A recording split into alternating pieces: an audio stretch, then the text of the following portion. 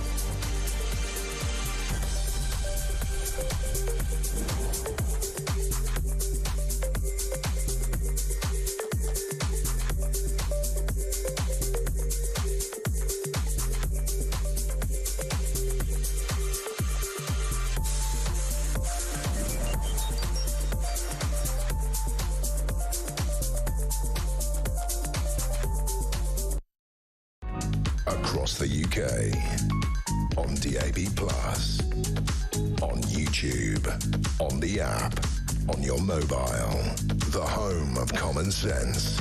This is Talk.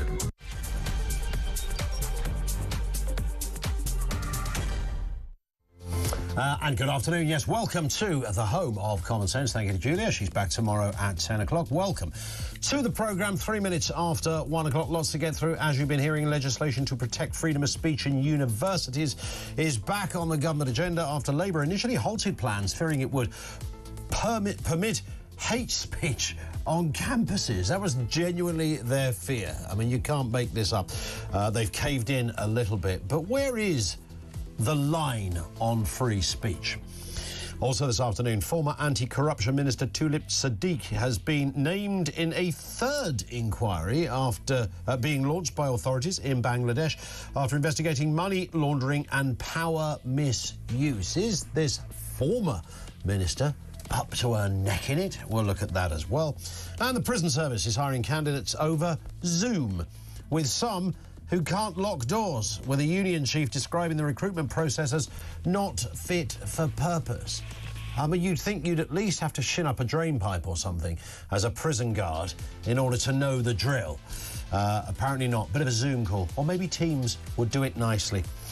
Lots to come, and of course all the breaking news right here on Talk 0344 499 1000. If liberty means anything at all, it means the right to tell people what they don't want to hear. Who said that? Hands up at the back. George Orwell. There you go. Here's another. Everyone is in favour of free speech. Hardly a day passes without it being extolled. But some people's idea of it is that they are free to say what they like, but if anyone else says anything back, that is an outrage.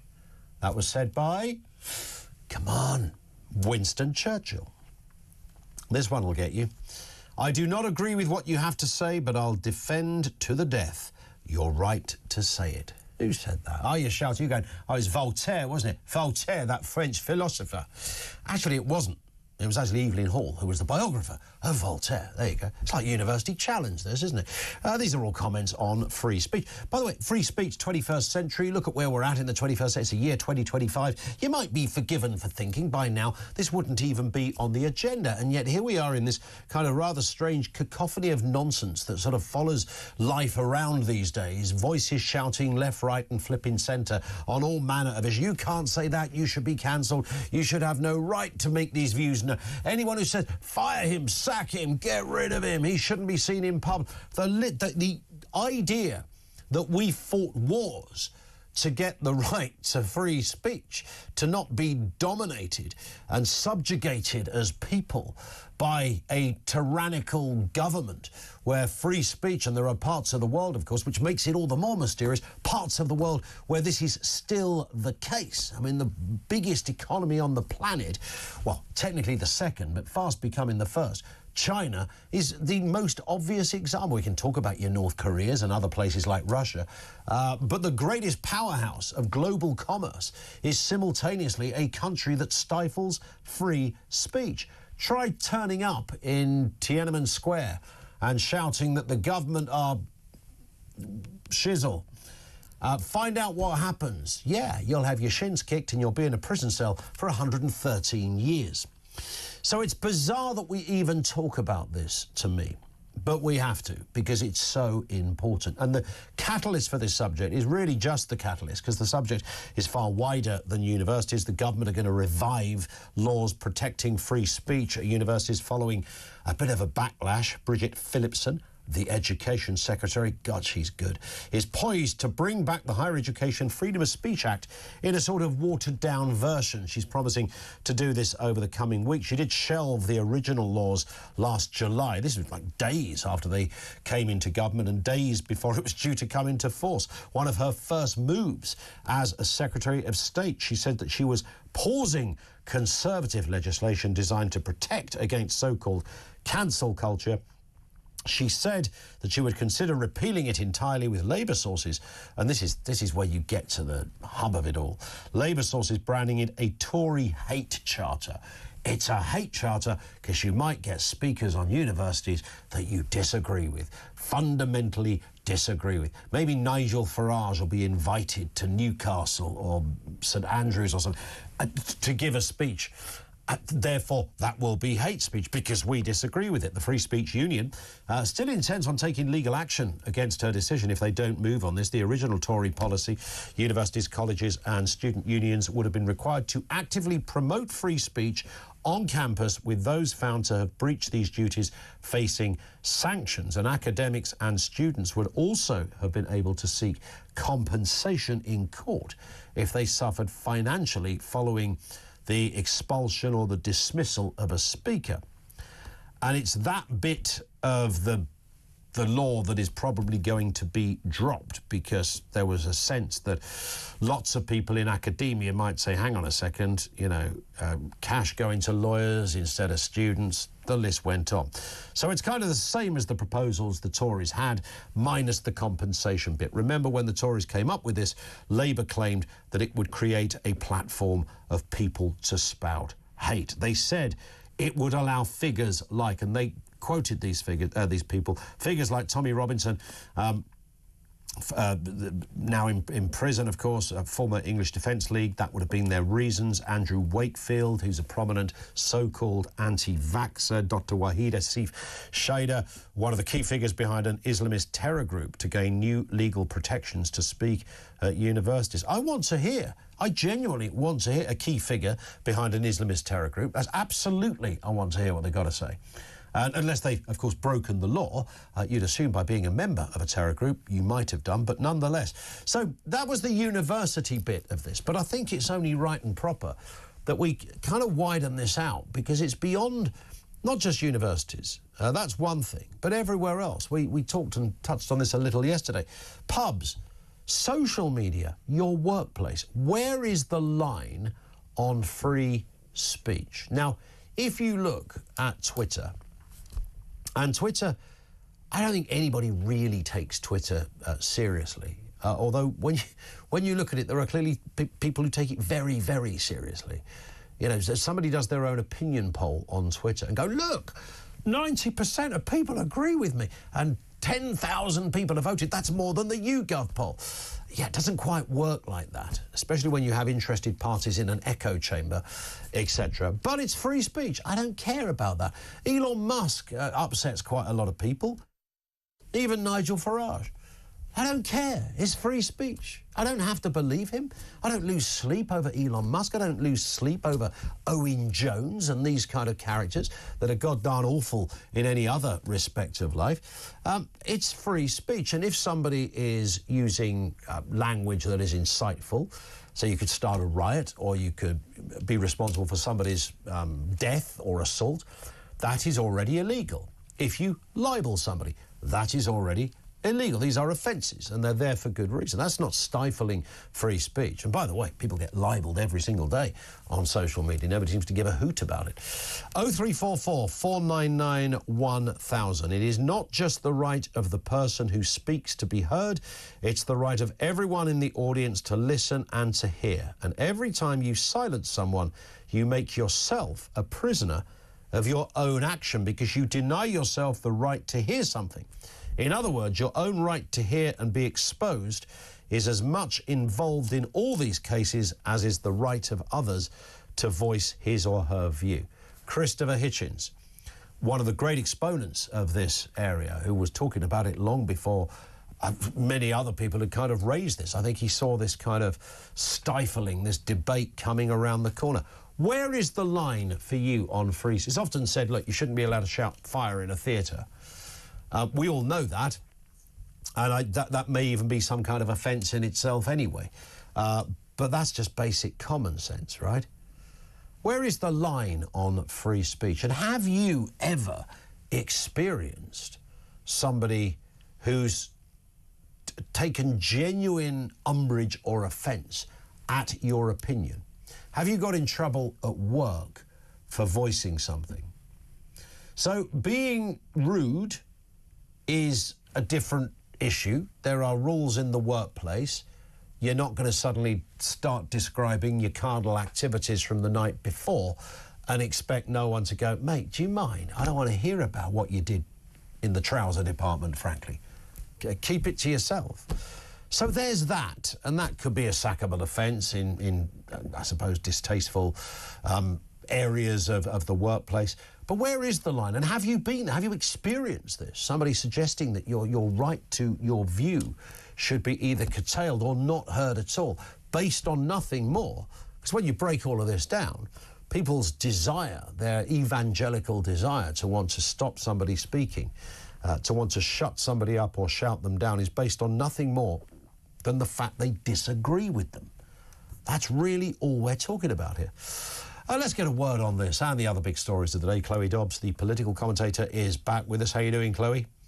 I'm good, thank you. How are you, Ian? Good as gold at this end. I think it's fair to say you're an exponent, a supporter of free speech. But, you know, what a bizarre world we're in, Chloe, when this is even a discussion in the 21st century. I know. I mean, there will be veterans turning in their graves because this, you know, they fought so hard to have these freedoms and until quite recently, we took it as a given. But now we are actually really having to fight for basic free speech. And now we're hearing with this new workers' rights bill that it might be the case that if you're in the pub and you say there are only two genders and you've got someone working behind the bar who feels offended by that, then maybe the police will turn up and you'll be in handcuffs. It's pretty scary stuff. It's utterly bizarre, isn't it? Well, let's have a reminder of what happened at the Department of Education. This is the Education Secretary, Bridget Phillipson, announcing when she decided to pause the commencement of the Higher Education Bill. Mr. Speaker, this government is absolutely committed to freedom of speech and academic freedom. We want to make sure that our universities are places of intellectual challenge, of rigour, and where, yes, people will be exposed to views with which they might disagree. We did pause commencement of the previous government's legislation in this area because of serious concerns that were raised by very many people about how this legislation would apply, including from minority groups. We are consulting with stakeholders and we intend to set out our position in due course. I mean, what does that even mean? She says, including from minority groups. We know we've had an MP agitating about having a more rigid legal position on Islamophobia, which is an extraordinary, very wide description that could cover absolutely anything. I mean, is that the kind of thing she's talking about? I don't think it's in the DNA of people like Phillipson to actually be supportive of free speech if it's free speech that they don't agree with.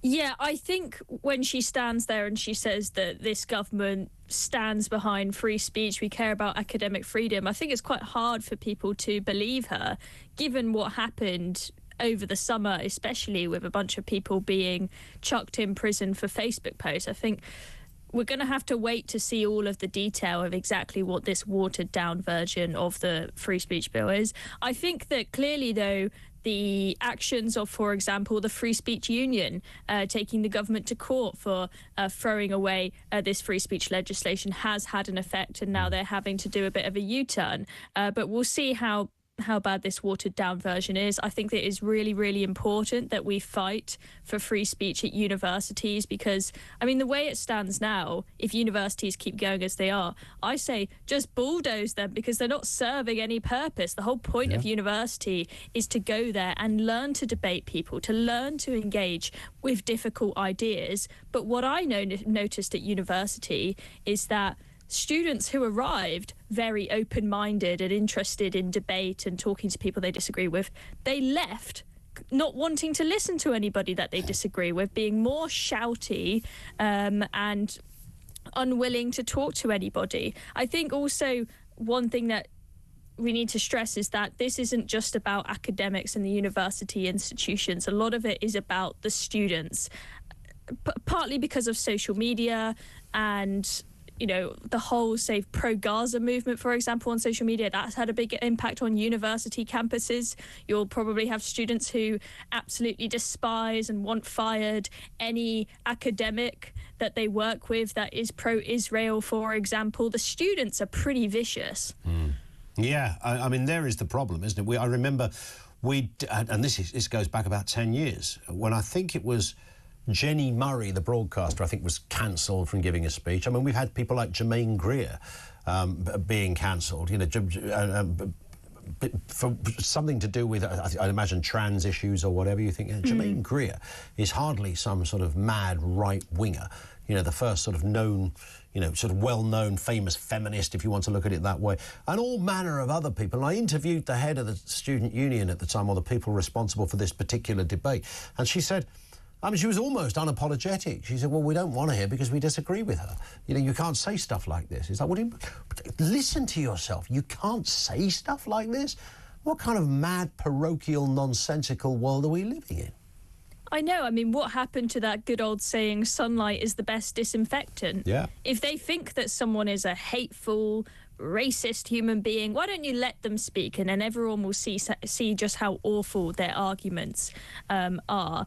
I had, at my university, we had a very concerning situation where we had the Oxford Union wanted to have, we had the, why am I having a mind block of her name? The feminist, the gender critical feminist, Kathleen Stock, there we go. Yeah. Kathleen Stock, she wanted to speak. And then you had the Oxford Student Union not just saying we don't agree with you having her, but saying we are going to pull your funding away and stop the Oxford Union getting money from the Oxford Student Union if you dare to platform this person. Her views aren't even that radical. She doesn't necessarily say there are only two genders. She says, I'm fine with transgender people, I just don't want them in women's prisons and locker rooms. It's not that crazy. Yeah. But the storm around that, and the students as well, as I mentioned, they are vicious. The protests outside were horrendous. Someone came in and glued themselves to the floor. It's just absolutely They glued bonkers. themselves because Kathleen Stock might be speaking. Yes. I mean, well, they did it in the middle of the event. We had to pause the event for half an hour, waiting for the police to come in and unglue her from the floor. It was just absolutely bonkers. And the reason why free speech on campus is so important is because if you're a student that gets caught up in, you said the wrong thing that someone finds offensive, it will potentially ruin your career. Remember, students at university, they're at the point where they are applying for graduate jobs. They are so concerned about what a Google search on their name comes up with.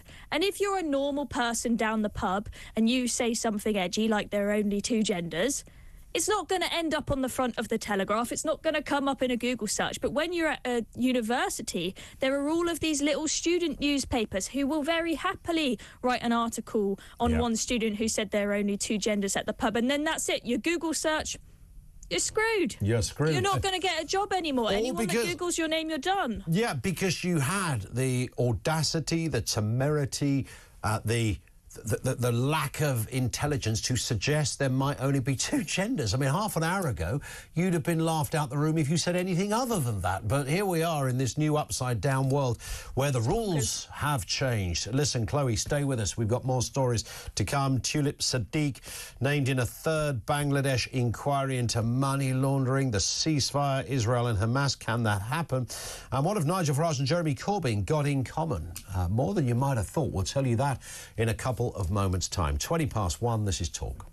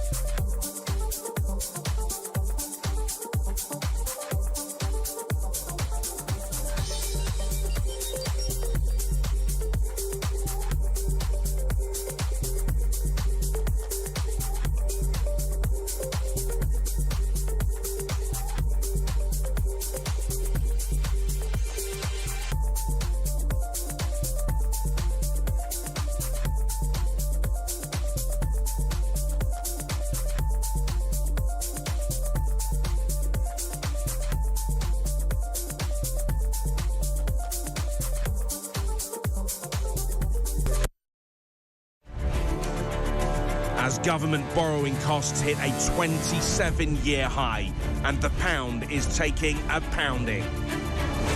Gloomy economic data is expected to show inflation and growth are off course. Let me ask again, can you please be clear? Will Rachel Reeves be your Chancellor for the duration of this parliament? Rachel Reeves is doing a fantastic job. She has my full confidence, and she has the full confidence of the entire party. Can Rachel Reeves hold on as Chancellor?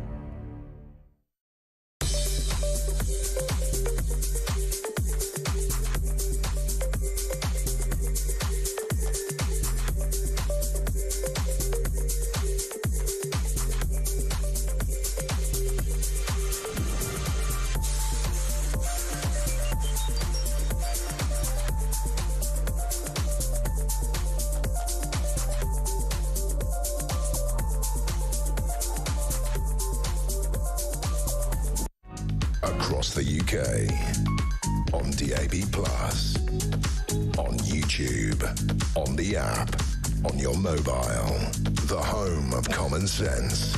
This is Talk. It's Talk. Chloe Dobbs is with us, a political commentator. Let's just get a word as well, Chloe. Ceasefire deal between Israel and Hamas closer than ever. Of course, we would all support that, but what we really want to see are hostages released. Are you confident that something is likely to happen? This, I suppose, will mean that Joe Biden takes the glory on this and not Donald Trump. Maybe the acceleration is down to that. Well, I think that actually Trump, although he's not actually in office yet and he hasn't had his inauguration, I think the anticipation of him coming in is what has caused Hamas to be more compromising and for both sides to be looking for a deal. You know, Trump said, if when I get into office there is they've still got a single hostage, there is going to be hell for them. And it wasn't until Trump won the election that suddenly Hamas then said that they were open to a deal. So I think there's a good chance of something happening, but they need to make sure that every hostage is released. I don't think Israel is going to accept anything less than that. They're not just going to take a few of them and just leave some of their hostages captive there. I think for me, what I'm looking for is making sure that there is some kind of framework for the governance of Gaza after this. Else we could just end up with chaos breaking out again in the near future.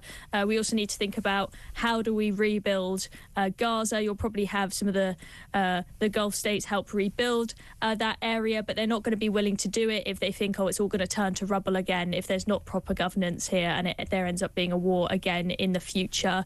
I think that it's really important that Hamas do not regain power again, even if you've got rid of a lot of their top leaders.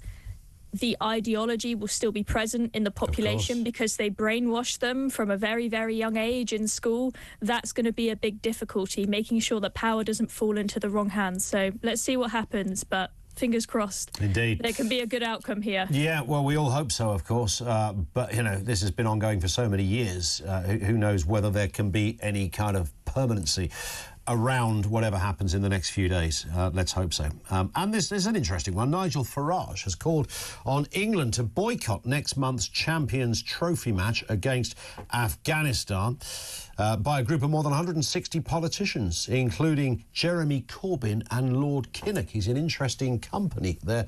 Let's have a listen to what Nigel Farage said on TalkSport. Inescapably, sport is part of international diplomacy. You can't get away from that.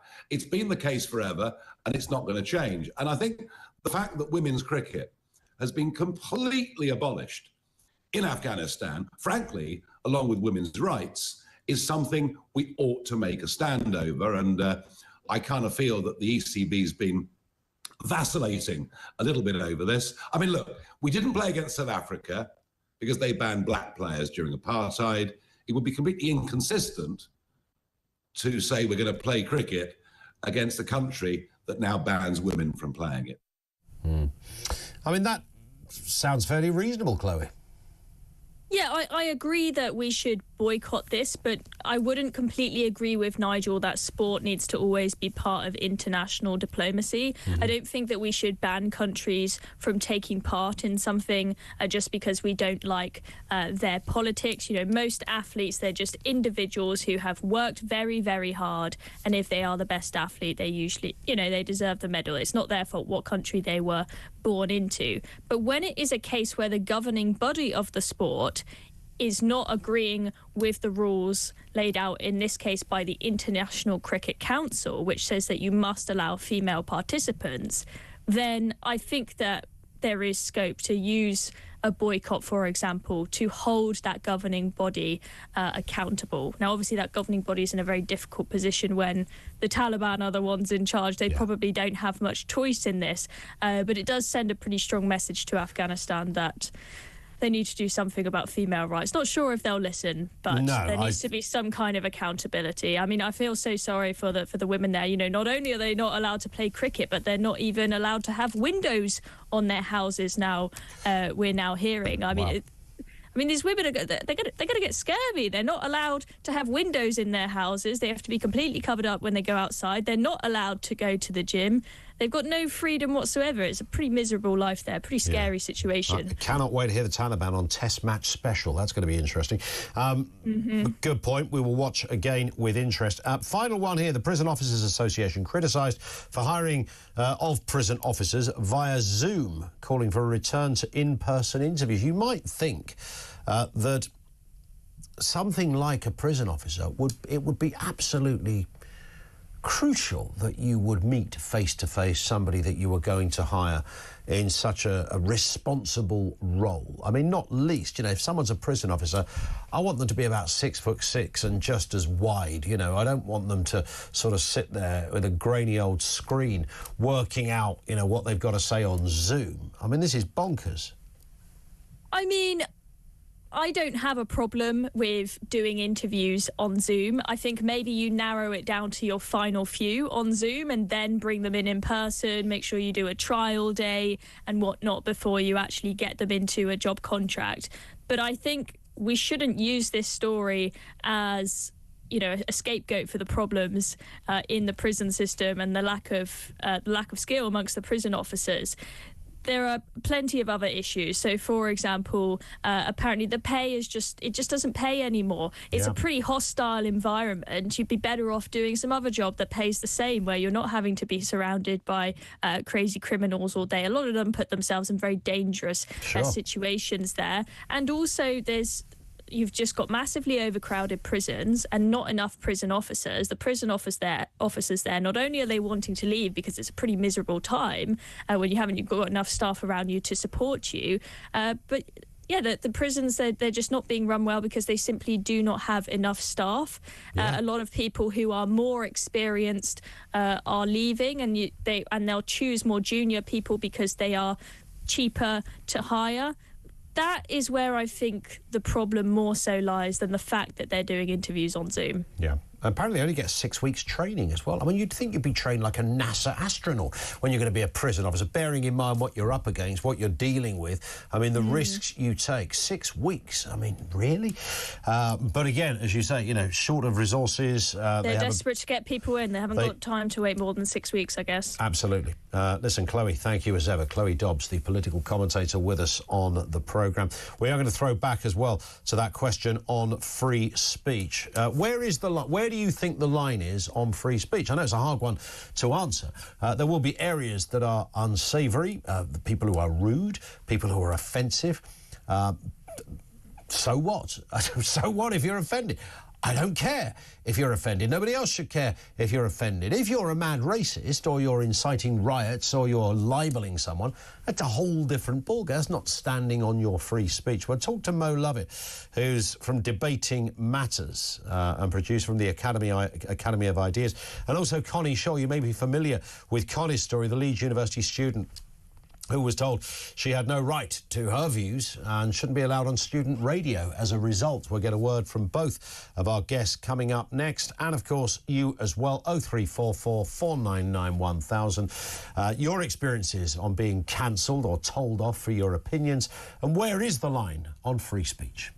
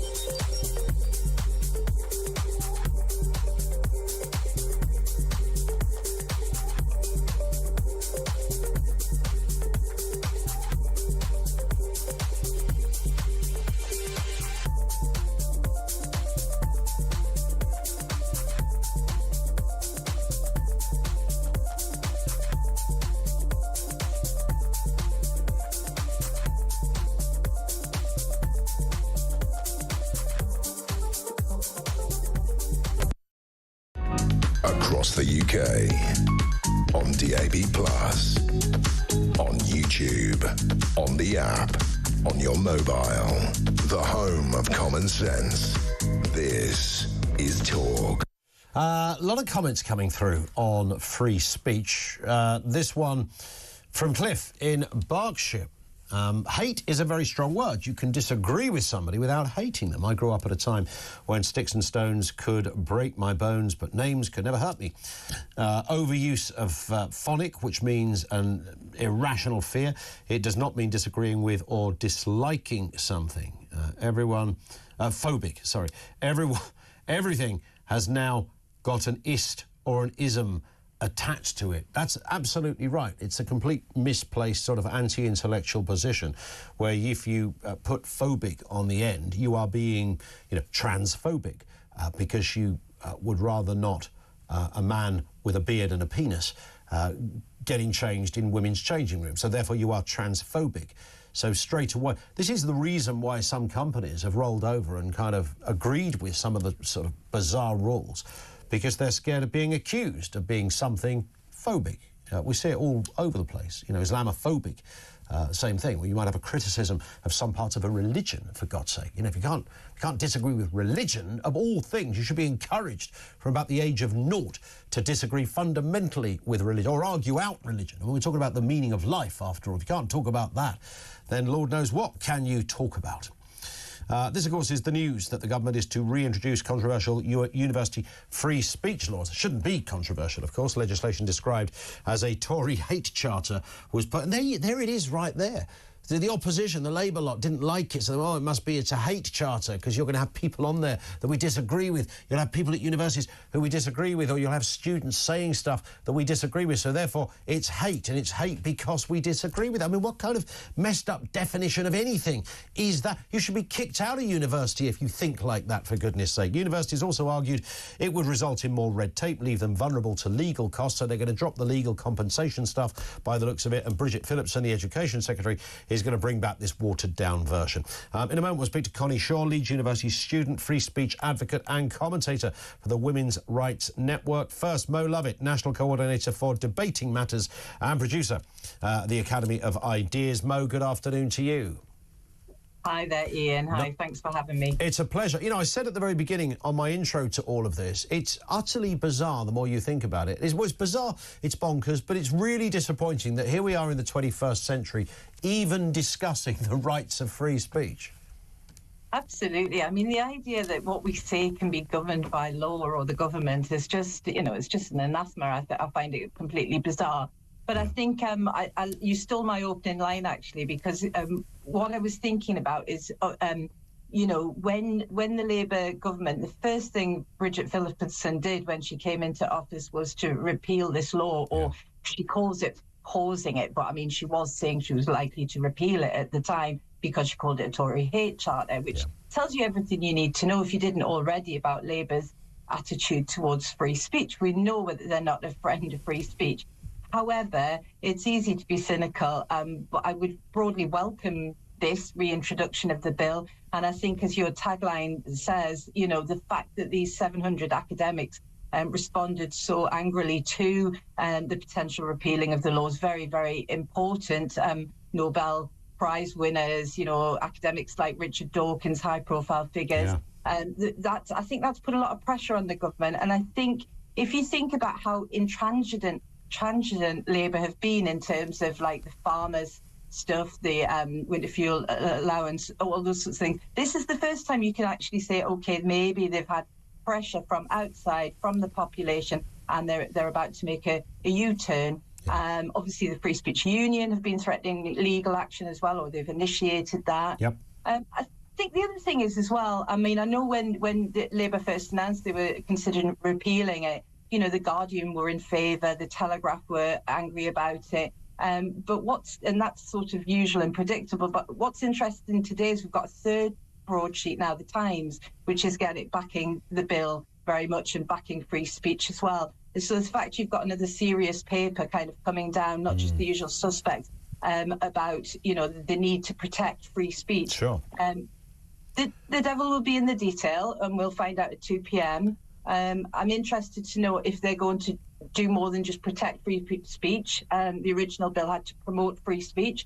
I haven't seen any reference to that yet, but it's very, very important, as your listeners rightly point out, that we have a society where we can feel free to express our ideas. And universities, after all, are a great training ground for young people to develop their thoughts and ideas. Self-censorship is a big issue, you know. I mean, you would think as well, Mo. I know this is this has been said a gazillion times. I'm not saying anything new here, but you know, when it comes to places where you should be able to express ideas that are either contentious or controversial or sometimes unpopular, you know, the one place, it's like a family fortunes question, isn't it? Name one place where you can have controversial discussion. Universities, top answer. That's what you might think, and yet we've arrived. There's a very antithesis of that in a situation where there are mobilised groups who have very loud voices and with degrees of success have managed to cancel people as from lists that differ from names like Peter Tatchell to Jermaine Greer, for goodness sake. You know, I don't think you hardly call either of those two mad right-wingers, for goodness sake. You know, one, the most famous feminist on the planet, if you like, apparently not feminist enough for some universities. I mean, you know, when I first heard that she'd been cancelled, Jermaine Greer, I was like, how can you do that? That's a joke, right? You'd think it was a joke. Yeah, absolutely. And, you know, this bill initially was in response to some of this no platforming in the cancel culture, particularly, as listeners have pointed out, around gender issues, but also there's other things, climate change. There's been things about race and EDI policies kind of being hammered down upon. So I think it's really good that we're looking at this again, and that broadly there's been a national conversation, because the law in itself or regulations in itself don't guarantee free speech. We need to inculcate a culture where young people and everybody, but in this instance young people, feel that free speech is a very important right that they must defend, and that's not always the case. I mean, I work with debating matters, as you said in your introduction. I know 16 to 18-year-olds have got strong opinions. They're good at arguing. They can do reasoned debate and all the rest of it. But one of the problems on university campuses has been this issue of self-censorship for fear of being ostracized by peers, fellow students. So I think the fact that we are having this wider debate, not just the change in the law, hopefully, but that we are really sort of reasonable voices as well, because like you say, it's so often, quite often the wokish left will say it's about hate speech and, the far right wanting to be able to platform their views. The wonderful thing about free speech is it's also the right to argue back, and we need to practice that. Yeah, it's not even hard to understand that, which is the bit that I kind of really struggle with. Listen, Mo, let's speak again. Great to have you on with us. We'll wait and see what happens with Phillipson. Mo Lovett is from the Academy of Ideas. Let's speak with Connie Shaw, Leeds University student, free speech advocate, commentator for the Women's Rights Network, and has been on the receiving end of a drop of cancel culture. Connie, good afternoon to you. Hello, yes. So when I was suspended from my committee role at Leeds Student Radio, I was accused of putting the health and safety of other students at risk. And that's very similar to the language of the Labour Party and Bridget Phillipson when they originally decided to shelve HEFSFA because they thought that it could open students up to harm because they might be hearing opinions that they disagree with. But, that, like you said, is a completely unfounded claim, because the original HEFSA was not going to remove any existing laws that we have to prevent hate speech. It was not going to protect unlawful speech. What I do find quite annoying about what Bridget Phillipson is doing is that it's being branded as a U-turn, but it's not a U-turn at all, because it's this watered-down version, essentially making it an empty piece of legislation, because they're removing clause 4 from the original Tory version of HEFSA, which would have meant that individuals had entitlement for legal backing to take their civil cases to county courts against their higher education institutions. But now it's just going to be regulated by the Office for Students, which doesn't have any statutory power. So without the clause 4, this Labour's version of HEFSFA will basically have no more power than any other existing laws that already tell universities that they have to uphold freedom of speech. So in that way, if this law is passed, nothing really is going to change that much for universities. The reason why Bridget Phillipson is doing this is because, like you say, she's under a lot of pressure from esteemed academics who have been very angry about this shelving, and also from organisations such as the Free Speech Union, which have initiated judicial review, which is going ahead next week against her decision to shelve the Act. But also, Bridget Phillipson is under a lot of pressure from universities themselves who are lobbying against this Clause 4 because they simply cannot afford to pay for litigation for people who bring cases against them. And this whole thing sort of encapsulates the way that our university system is so messed up, because universities are literally, they cannot afford to uphold freedom of speech because, a big factor in this as well is because they rely on fees of international students, almost 1/5 of which come from China. And obviously, the Chinese government and students who might be wrapped up in things that might be going on in China are not going to be in favour of freedom of speech laws coming in. So the universities have to weigh up the financial costs of this and upholding freedom of speech, which is obviously a ridiculous position to be in. But yeah, it's just very annoying that this is being branded as a U-turn, because I think Bridget Phillipson is not doing a U-turn. She is trying to satisfy both sides without actually doing anything at all. Yeah. She's not upholding freedom of speech because this new version of HEFSA's watered down HEFSA is not going to have any real power, which was the whole reason it was brought in the first place. I was going to say, without the Clause 4 bit, that was the bit that, to coin a phrase, that was the bit that gave it the balls, right? I mean, that was the bit that kind of made the difference. Without that, it becomes a fairly arbitrary kind of situation where you're back to phase 1, where a university could still go, well, actually, we don't want this person, or we think there's going to be a problem. You could make up or invent any kind of reason for that. We've heard on the grapevine there's going to be a riot if we get Mickey McDougall to come and speak about his terrorist sympathies or something. You could pretty much say anything and still get away with it. So your fear, I'm assuming then, Connie, is that we end up in exactly the same situation where programmes like mine will be sitting here on a weekly basis talking about people who are banned from a university. I genuinely do not see what power this new version of HEFSA will have if it doesn't have Clause 4 in it. And I think it's just, we know what this government's attitude is towards freedom of speech. Sure. Locking people up for Facebook posts, being more bothered about the way that people talk about the grooming gang scandal than the realities of the scandal itself. And now the proposed extension of the Workers' Protection Act, which might mean that punters are banned from talking about controversial topics in pubs. The Labour government are not doing this because they care about freedom of speech. Simply, they are under a lot of pressure because, freedom of speech has almost been at the core of nearly every social issue that this government has had to deal with so far. Yeah. And it's basically just a token piece of legislation that some people might think that they're doing something about it, but when it comes down to it, they're not. Yeah. So to call it a U-turn is...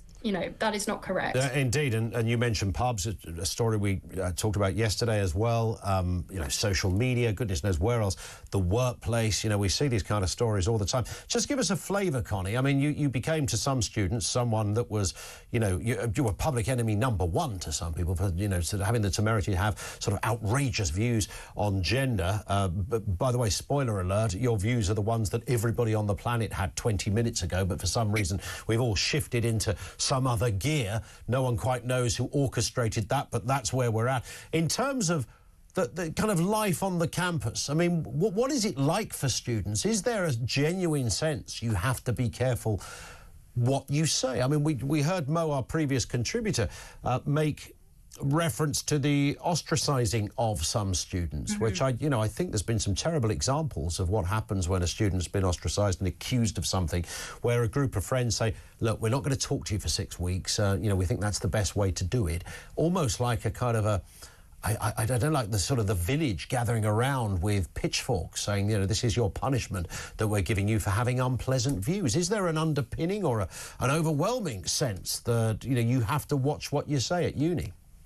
Absolutely. And it's a shame because on one hand, I thought my experience and being public about it might encourage more people to speak out. But actually, I've received a lot of private messages from people saying that they would love to support me publicly, but they're too scared about what might happen to them. And I think that because I have been made an example of, it actually might scare more students into silence. Because it was always the unknown, I'm scared of what might happen if I speak out. They've seen what happens. now when someone speaks out. And so, you know, I think it might be 50-50. Some people will be now more brave to speak out. Others will be scared into silence even more so because I've been made an example of. Yeah. But when you say about, you know, what it's like now to go back to campus, I'm not sure how I feel about going back to uni now. I don't know what it's going to be like. I'm sure that most people won't care, but we'll see what it's like, what the climate is like when I go back. Yeah. And just remind everybody, this was a gender-based issue, wasn't it? That you had a comment. What was the comment you made, or what was it that they felt you represented that was so distasteful, where people lost their minds? Often with these cases, I was not told what it was exactly that I had said. Oh, for God's sake. That makes it even worse, right? I mean, that really is another territory. I was told the reason why I'd been suspended was as a result of my social media, my media productions and my Substack. I asked for them to detail specifics so that I could effectively defend myself when it came to the interview, and they could not give me any specifics. I actually, even though I was accused of putting the health and safety of other students at risk, that allegation was dropped, but I was still permanently removed from my position.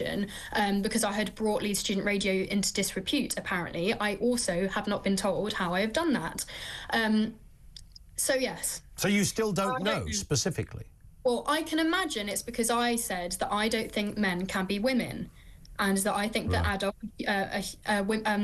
adult human females. Yeah. I mean, you can even see, it was only the other day that Exeter University's student newspaper published an article on me on which they made it very clear that they think that my views are hateful and transphobic. And they said, the LGBTQ Society at Exeter said that they would not accept comments such as mine on a student radio station. They said that I wouldn't be deserved. They even said that they were annoyed at the student newspaper for giving someone like me with such hateful and transphobic views a platform. So views that most people believe and think. As I mentioned a moment ago, it would have been controversial to have any other view than that, you know, a little while ago. And yet so entrenched as this newfound kind of, I don't know, people use this phrase virtue signalling, but it's kind of in that ballpark or whatever it happens to be, this sense of decency, this misplaced sort of synthetic outrage that comes around over people saying something that really is not controversial, but deciding to articulate or represent it as being as hateful as it gets. I mean, it's a sort of a wholly anti-intellectual position, Connie, right? I mean, it's dangerous and it's completely mad. I'm hopeful that when these students who act, because it is a loud minority, I do not believe that the majority of students seriously think that I'm a hateful person. To reiterate, all it is that I believe is that women are adult human females. But, you know, I was hoping that when these students leave university, like you said, they'll go into the real world and realise that actually a lot of people don't believe that men can become women. But I'm also concerned because I know that a lot of grad schemes that are looking for the next generation of students are really pandering to this stuff. I did a paid survey where I rated adverts for graduate jobs, and nearly all of the leaflets are expressing how they're inclusive and how they're LGBTQ friendly and they respect people's gender identities. You know, we know what that means now. Yeah. And that means a suppression on speech and a suppression of women's rights. And so I'm concerned that corporations are going to pander to this next generation of students. Yeah, well, there is that. So, and some, you know, I think we could reasonably say already have. But, you know, we'll watch with interest. And hopefully there is momentum behind what you're saying and others. Listen, Connie, let's speak again. Great to have you on. Thank you, Connie Shaw, free speech advocate from University of Leeds. She's been in the sharp end of those that decide to define disagreement as hate speech, and therefore you shouldn't be allowed to have that opinion. But where is the line on free speech? 0344 499 1000.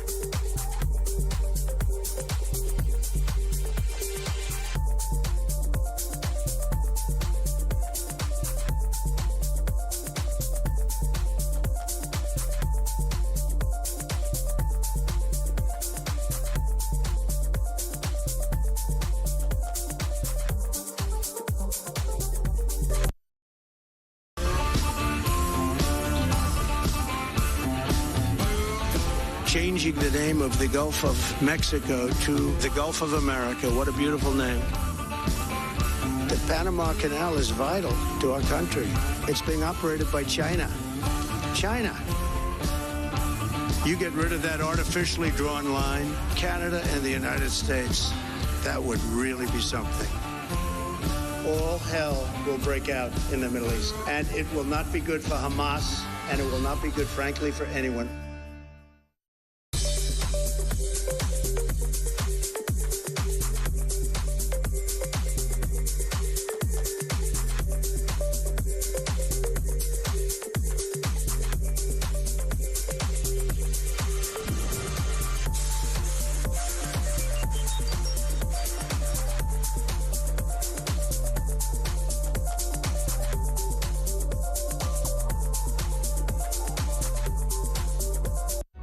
Across the UK, on DAB+, on YouTube, on the app, on your mobile, the home of common sense. This is Talk. It is Talk. Let's get some calls on this free speech. Phil's in Hertfordshire. What have you got for us, Phil? Afternoon. Good afternoon, Ian. Yes, we're a heating contracting company and we do a lot of heating works. Now, we work for certain organisations, and the topic came up with our old friend, the air source heat pump. Yes. Now, this organisation has got some very old properties, and we're looking at 100 years old, solid brick walls. And I said to these people, look, you seriously need to think about fitting it in these places because they're not going to be very effective. They're possibly not going to work very well, and not only that, your tenants are going to incur really big electrical, bills. Yeah. And what they were doing, Ian, is they were taking out oil installations that were A-rated and B-rated oil boilers, low NOx, so they were very efficient. And some of these installations were only been in 6 months and put an air source in. Anyway, since then, this is back in July, since then I've not had one more job out of them. Stop it. No, not one because job. you dared to have an opinion on that goes against the status quo, as it were. The wokerati have took over in there, Ian. They've got boxes to tick, and they don't care. And I said, look, some of your tenants are going to have fuel poverty because, it's ridiculous. Even these manufacturers say don't fit them retrospectively in some houses. Even Dale Vince, the environmental campaigner, says they're not the best way forward. I mean, it's not that unusual to hear that view, and you're a bloke that knows your beans in this department, but it was the wrong kind of view. It was the wrong kind of view, Ian, absolutely. Yeah. And this is what happened. You genuinely offer your professional best advice. Which I would have thought is part of your job, right? Absolutely. Well, it's a duty of care, isn't it? Duty of care, yeah. It's a duty of care. A duty of care, and then that happens. Listen, Phil, I've got to step in because we're about to hit the news, but it goes right to the heart of exactly what we're talking about here. And it's an interesting little kind of slight curveball on the discussion. Have a different view on heat pumps, and the heating engineer gets no more work out of the contract. I mean, really? Not the right view, sir. We don't take that view around here. More calls from you on the way. Let's get the news headlines here on Talk at 2 o'clock.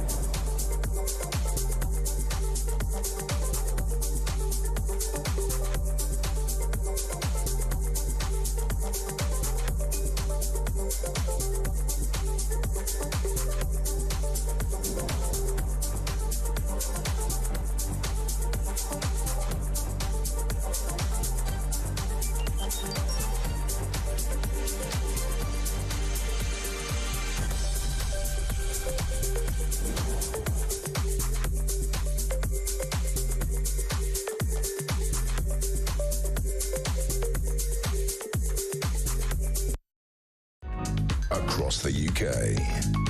On DAB+, on YouTube, on the app, on your mobile. The home of common sense. This is Talk.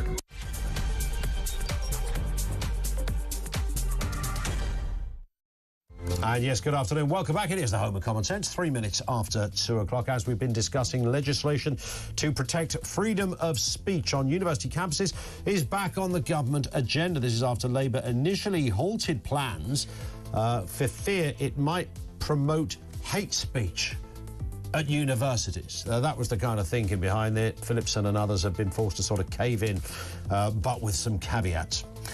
Also this afternoon, Prime Minister Keir Starmer has ditched attempts to get his Chagos Island deal signed before Donald Trump takes office next week. There was a suspicion that if he got it all sorted, signed off and ready to go, then there's little Trump could do.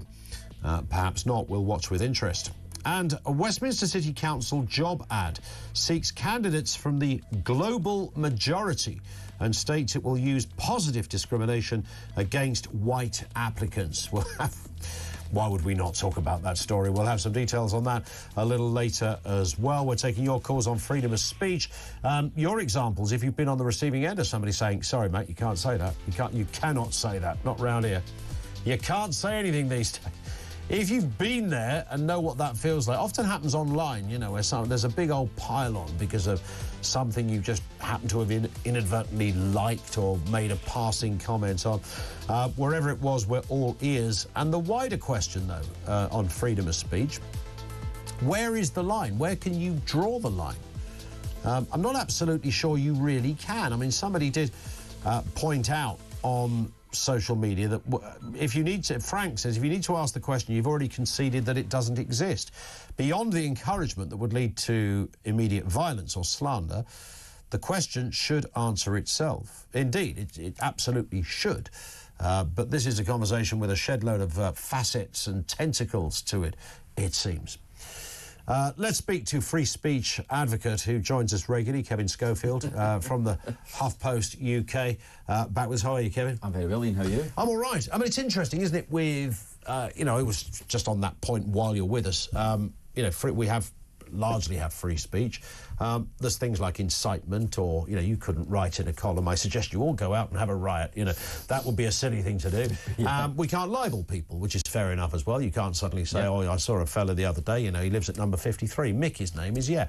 I think he's probably a thief. You know, you can't just randomly say that. No. You can't say that the chicken shop poisoned my family without any evidence, etc. So there's sensible rules in place. No, absolutely. As long as you say, you're not inciting hatred or you're not breaking the law, then I think anything is fair game, and it's up to then people to make up their mind whether they agree with you, whether they disagree, whether they want to turn you off or listen to you. You know, it's entirely up to you. And I think when you, I think this is maybe what the government has realised, if it looks like you are trying to restrict speech, then that gets people's backs up, probably more than those who might be offended or angered by what people have to say. It's interesting that this bill was kind of put together by the Conservatives, by the last government, and then one of the first things the Labour Party, apparently Bridget Filson could not get up the steps quick enough at the Department of Education. She was heard screaming, "Pass me the university file," and had her own shredder under the other arm and was throwing the pages in there to get rid of it. There was a suggestion that, you know, it did divide down kind of classic archetypal political lines, that, you know, if you're on the left, you agree with the students that want to cancel Nigel Farage or Peter Tatchell from speaking, and if you're on the right, you don't. And there was some evidence that Labour were firmly still in that camp, but there was a lot of academics got in touch, 700, Richard Dawkins amongst them, saying, you know, I'm sorry, this is ridiculous. Yeah, no, it shouldn't really fall down the traditional left-right lines, should it? I think academics in particular can understand why they would want freedom of speech at university of all places. And that's the reason that you go to university, is to learn about the world, and it shouldn't be just to learn about one particular viewpoint at the expense of another viewpoint that some people might not like. It's, you know, students should be mature enough and intelligent of all enough places to be able to listen to both sides of an argument and decide which one they agree with and which one they don't agree with. Yeah. If somebody says, you know, we've got Mick the terrorist sympathiser booked for the student union, you know, I want to hear what Mick the terrorist sympathiser's got to say. Yeah, I think because it's interesting. I don't want to throw a load of questions at him. Yeah, and what is their argument? Why do they think that? You know, Correct. why do they agree with people that want to blow other people up or whatever it might be? You think, well, that's interesting. You know, as you see, you can go along and challenge them. Surely that is probably better than just no platform. You'd think so. It's also the interesting list of people that have been, over the years, that have been sort of told they're no longer welcome. We mentioned Germaine Greer, who apparently wasn't feminist enough for a debate, the most totemic feminist, you know, in the sort of modern era, as it were. Jenny Murray, the broadcaster, was... I remember doing a debate about that at the time, was told that her views on women's rights were at odds with trans rights, so therefore she shouldn't speak. And you think, who is this sort of, you know, 18-year-old student that's decided that Jenny Murray, her opinion is invalid based on nothing more than someone else disagrees with it? Well, someone who presented Women's Hour. Right, for a long time. For decades. Yes, absolutely right. You think might have some interesting... Yeah, bright, intelligent... you might not agree with them, but surely it's better to hear them and you say challenge, and who knows, you might even be persuaded if you hear it. And I think it's a dangerous path to go down if you are blocking out opinion that you may not like. I mean, it's part of the criticism of social media, isn't it? It becomes an echo chamber. You only listen or you only follow people who you agree with, and you never hear those that you don't agree with, and that I don't think is very healthy. But also, they must know when they book somebody that person, like Jenny Murray, is hardly going to say, you know, I'd like to propose this debate and it's entitled Kill All Trans People. She's not going to say that. No. They know that, you know. She's obviously going to have a nuanced opinion or an overarching view on, you know, where this current debate is at. And I think her position would be on women's rights rather than the issue of trans rights. You know, I just cannot fathom why that would be contentious. No, and you can't have a debate, can you? A proper debate, unless you've got arguments on both sides. And as you say, universities, that is part and parcel of what it should be of university life, is debating the big issues so that you can form your own opinion. I don't believe the people that cancel this stuff really believe it anyway. I mean, this is because some of it is so bonkers. You just think...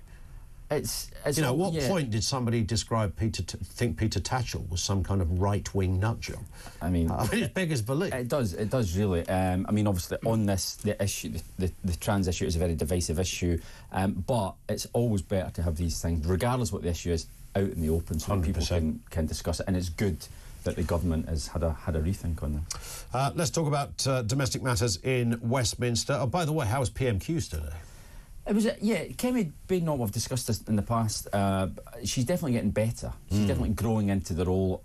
Understandable, I think the first 2 or 3 times she was obviously quite nervous. It's a very intimidating atmosphere. I don't think that comes across on the TV, unlike when you're in there. You know, the place is packed and they're literally in the middle. Half of the people there hate you, want you to fail. That's right. And there's a small number who want you to succeed. So you're outnumbered, and it's a difficult job being the leader of the opposition. So she has definitely improved. I mean, it was probably a score draw today. I think there was no big gaffes. The one thing though I would suggest to her is she gets 6 questions, and obviously she had a lot to go on today. There's a lot been going on, and she decided to ask questions on about 4 or 5 different topics, and it all just became a little bit scattergun. There was a question on Jerry Adams, there was one on the Chagos Islands, there was one on the economy, one on Tulip Sadiq. It was just, you are allowed to ask 3 questions, sit down if you want, and come and then back ask later. Another 3. But she just went boom, boom, boom, 6 in a row, and they were all kind of just you need to get a bit of a narrative going. Rather than, she couldn't obviously decide what was the best thing to go on overall, so she just threw everything at the kitchen wall. But it could have been a disaster, and it certainly wasn't. But I think she didn't beat him, but she certainly didn't lose either. Was there a dynamite backbench question today? What we would have called a Dennis Skinner moment? No, definitely not. There isn't a Dennis Skinner in there now, is there? There isn't. I'll tell a lie. There was one Labour MP, a guy called Brian Leishman, who's a Grangemouth MP, who newly elected Scottish MP for Labour, and he's very angry at the Ineos plant in Grangemouth. It's not far from where I'm from, actually, so I kind of know a bit about it. It's closing down, and he says that the government needs to do more to keep it open and save lots and lots of jobs. And he's very critical of the government, which is very unusual for somebody who's only just 6 months in the job. In the same party. In the same party. Normally you think they'd be playing the game, maybe thinking, oh, there might be a promotion here for me. What's about? Claire doesn't care about that. He's just standing up for his constituents. And I thought, fair play to him for that. You need politicians like that. You really do, on whatever side. Absolutely, because you don't want them just to be drones who just get up and ask soft questions. Can the Prime Minister tell us why he's so great, type of thing? You know, you just don't want that. Spot on. So let's talk about Tulip Siddiq. She's now been named in a third Bangladesh inquiry into money laundering and power misuse. I think it's fair to say. By the way, she was the former anti-corruption minister, which you couldn't write this stuff, really. You really couldn't.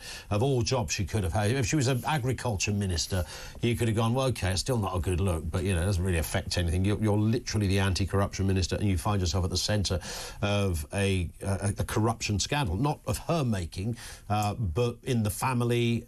Her aunt was the leader of Bangladesh. And there was definitely some connection to Tulip. Even if it was the house she lived in.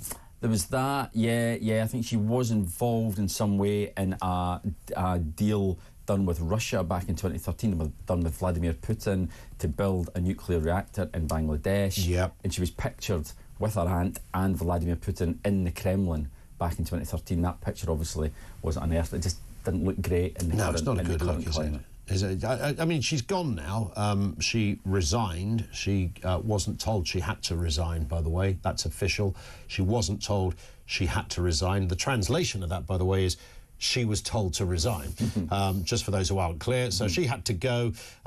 Is it a big loss? Is this an earthquake moment, really, for Keir Starmer? I mean, she's not the most well-known. She's been there since 2015 as an MP. And I think a previous constituency, wasn't it? Didn't they change the name? They changed the name, but it's same deal. But she's, I mean, does it matter to Starmer? He would rather have kept her. They are very close. I think in the past he's described her as his closest friend in politics. They're neighbouring constituencies, so there is obviously a friendship there. He would rather not have lost her. It's not, in the grand scheme of things, going to bring down the government, but it's never ideal to lose a minister that you don't want to lose. He stood by her for as long as he could. Just earlier this week we were told the Prime Minister still had full confidence in her, but eventually the pressure became too much, and as we've seen today, further revelations. Were she still in post, then that would be bad for the government. Now she's a backbench MP, it's her problem, so it kind of gets her off the government books almost. But interestingly, in his reply to her resignation letter, the Prime Minister did leave the door open, certainly lavished praise on it, left the door open for her coming back at some point in the future, which is really contrasts with the letter that he sent to Louise Haig, the former Transport Secretary.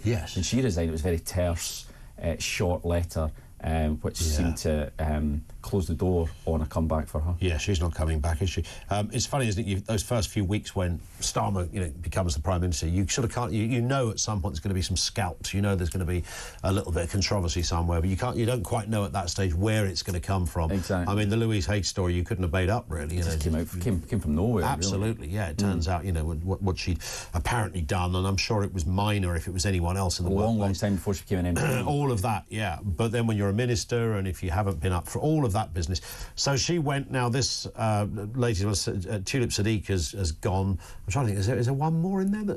No, that's it. There's two so far. Two so far. I pointed out last night on social media. I said, it's not a great to lose one within 6 months is careless. Is unfortunate too. Is careless. And the amount of people that go back to me saying, well, compared to the Tories went through so many chancellors and so many home secretaries. And okay, that's fair enough, but there isn't like a quota, an acceptable quota of, you're allowed to lose so many ministers because the Tories lost a lot more. It's Labour are supposed to be different. And also just changing your... I mean, if Starmer at some point in a reshuffle 3 years down the line changed the Chancellor or the Home Secretary, I mean, that would be a biggish story, but it wouldn't be that unusual. It does happen. It happens all the time. To time. Although unusually today, PM Cooch, said that she will be the Chancellor for many, many years to come. So... He's, which was a change in... why do you think that was, that he couldn't unequivocally. I mean, quite obviously, he heard the question and he could not answer the question. Yeah, he was asked twice on Monday whether he could guarantee that she'll be the Chancellor till the election. Now, a slightly unfair question because, you know, they never like to say for certain. But you're right, he knew the question and he dodged it twice. That became a bit of a story. And then later on in the day, his spokesman came out and said, oh no, she will be in place till the election. He's gone a bit further today, you know, by personally endorsing her, which is quite significant because obviously she's coming for an awful lot of criticism lately. Final one on the Chagos Islands. You mentioned Kimmy Bay not raised this as one of her questions this afternoon. Labour have come under a bit of stick for this. The Trump administration have been, you know, prodding the beehive, as it were, over the last few weeks and months. And lots of people online are saying more evidence that Starmer's out of control. I think I'm right in saying, in fact, the Tories had begun this process, right? I think James Cleverly was the Foreign Secretary at the time. Was the man who would have been signing the deal off. Well, had they won the election, then they would probably... So it's not a Starmer thing in itself? Not in itself. The process was kicked off under the previous administration. Now, because they lost the election, they can turn around and say, we wouldn't have done this. That's a terrible deal. We would never have agreed to it. We'll never know whether that's the case or not. So it is on Labour's watch. There's no doubt that the government did want to get this deal over the line before Trump became president because the Trump camp are very sceptical about this arrangement because obviously they've got the base at Diego Garcia, which is the whole military base. That's the whole point of the thing. But now it's been confirmed by the government that it will not be agreed before Monday, which is when Trump becomes president, and it'll be very interesting to see exactly what approach they take, not least because our government is very keen to keeping Trump's good books. Yeah, of course. So it could well be that Trump comes in and starts calling the shots on this one. Could they just cancel it then and go, oh, actually, we've had a chat now. I mean, reneging and everything. And I'm pretty sure behind the scenes there's been a massive amount of work done on this. Huge amount of them. Theoretically, they would rather not because it would be humiliating. You know, they've absolutely foursquare behind this deal, say it's a good deal.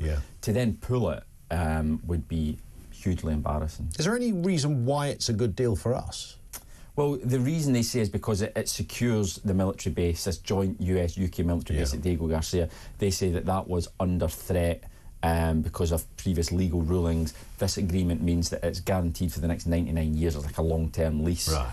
But critics say we're paying... Depends who's running the place. Well, quite, and we're paying through the nose. It's like £9 billion in total over the next... It's a lot of money. A lot of money. And people say that, well, why should we be paying out to use a territory that is ours in the first place? Yeah, absolutely.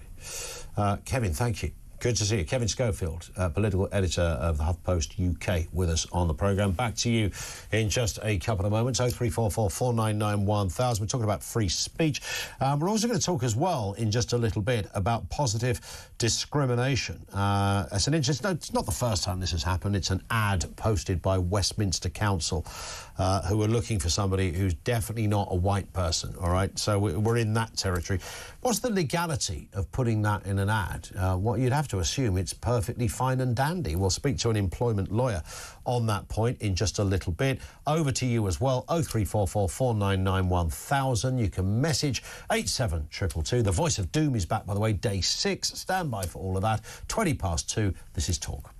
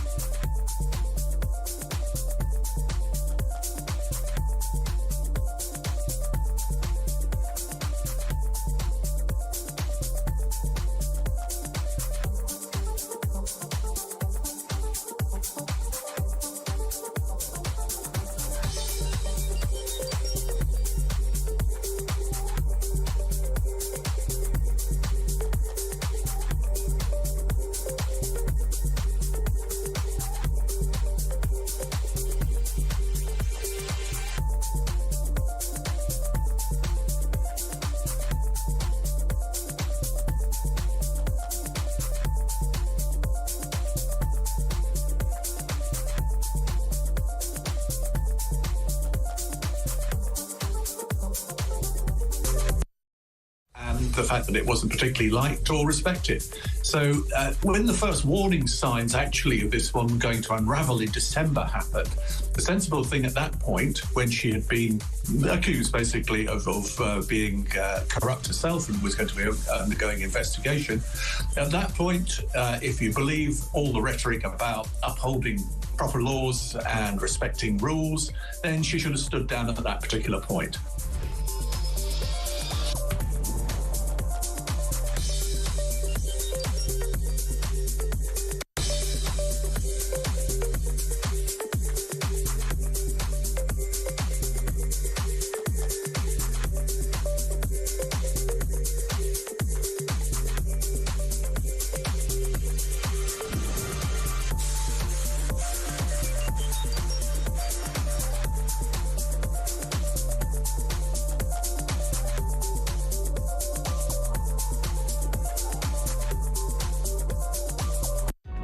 Across the UK, on DAB+, on YouTube, on the app, on your mobile, the home of common sense. This is Talk. This comes from Alex in Essex. He says, I commented, this is about free speech, I commented on an Instagram post showing a lady using received pronunciation from the 1950s, and I said I disliked the so-called multicultural London English accent that's rife in London and Essex, and much preferred her accent. I was then called all names under the sun, from people calling me a racist and a fascist. I politely replied to most of them, asking why they thought that way, and I just got, because you don't like multiculturalism. Last time I checked, it had over 500 likes and 30 comments calling me names. I quickly moved on, but I expect I'll have a non-crime, hate crime incident to my name. They'll come knocking at the door at some point, Alex, for having the audacity to like a certain accent and dislike another accent. I mean, goodness me, this is the sort of place we are in, right? I mean, it's beyond, I keep using that word bonkers. I know it kind of slightly underplays and somewhat dilutes the severity of what we're talking. You're allowed to like or dislike anything you like, and that includes someone's accent. And yet you can talk about multicultural. You can dislike multiculturalism if you want to. You can even dislike multiculturalism. Doesn't make you a mad racist. You might happen to genuinely intellectually believe that societies like Japan, for example, rub along better in a sort of monocultural vein. I mean, it might be something more people disagree with than agree with, but it doesn't matter. It really doesn't matter if someone's offended. Let's talk to David in Bolton. How you doing, David? On free speech. Hi, Irini, okay? Yeah, I'm good, thanks. Yeah, what are your thoughts? Well, what my thoughts are is, and I need to make sure I get the words correct, right, is that this is the whole point. You know, the fact that there is nothing defined, and you can never absolutely define where that line is that you're talking about. But the way I look at it is if what somebody is saying or doing or whatever is an offence, in other words, a legal offence, you know, so, you know, I've got a gun and I'm saying I'm going to shoot you, that is an offence, so that should get prosecuted to whichever way. But the other one, like I said, because the words are very similar, if somebody takes offence, then that should just be absolutely thrown out. It's nothing to do. So it's another. I'm slightly overweight. If somebody calls me, "Hey, fatty," don't like it particularly. Yeah. But so what? So, you know what I mean? I might take offence to it, but in the big scheme of things, he's entitled to say that because actually, technically, it's true. What is yeah, go on. So it's that offence, an offence, if you like. You know, if it's an offence, then you should have the book thrown at you. But if you just take an offence, then. What do you think the sort of almost the fashion of taking offence has kind of come from, David? In a really sort of hysterical, you know, you can't say that. Well, I can. I'm not suggesting you die. I'm not suggesting somebody should be harmed. Or I don't want to remove anyone's livelihood, but I can have an opinion on them, even if most people disagree with it. Well, I think it's in some ways it's two things. I think that younger people seem to have started a lot of this, and it's just because they don't really socialise as much as, if you like, our generation did, where we were being offended I mean, not deeply, but offended all the time, if you like, and it's just okay. Yeah, that's your kind of. I know it sounds very black and white, but that's your view. Fine, you know what I mean. And I'm sure I've said many things that somebody has found offensive, and it's just that's fine. Do you know what I mean? Whereas in your own kind of insular way, when all you hear is, because I'll tell you what I was thinking the other day was, this kind of where up to probably about 5 or 6 years ago, I'm right of centre. I'm not right wing as in whatever, but anybody else that was kind of left of centre, I think, oh yeah, that's a good argument. Yeah, I get that. Or even further right than me. I'm not quite sure, but I get that. But nowadays, it's gone absolutely. You're either that clan, or you're that clan, or and that. If you're in the wrong clan, then I have to hit you over with a proverbial stick to say you're wrong, and I'm not. No, absolutely. It's also, by the way, it's not just the left that. I can think of a couple of occasions when somebody who you would call a fairly forceful right-winger has threatened to sue me because I doubted, on one occasion, how many listeners they had to their podcast. And that's all I did. This bloke said, retract that or I'll sue you. And I thought, wow, hang on, you're the bloke that's meant to advocate free speech and all the rest of it. And, it wasn't something that was inflammatory in any way because he'd, by the way, confused downloads with listeners. They're two different things, and it's a world I know a bit about. But nonetheless, it was just odd, and I've seen that happen a few times. You say that anymore, I'll sue you. No, don't say that. Just disagree. Well, that's the frightening thing is you don't know what, like I said, this offensive speech that I'm sure I do, but I don't even know that it is to somebody.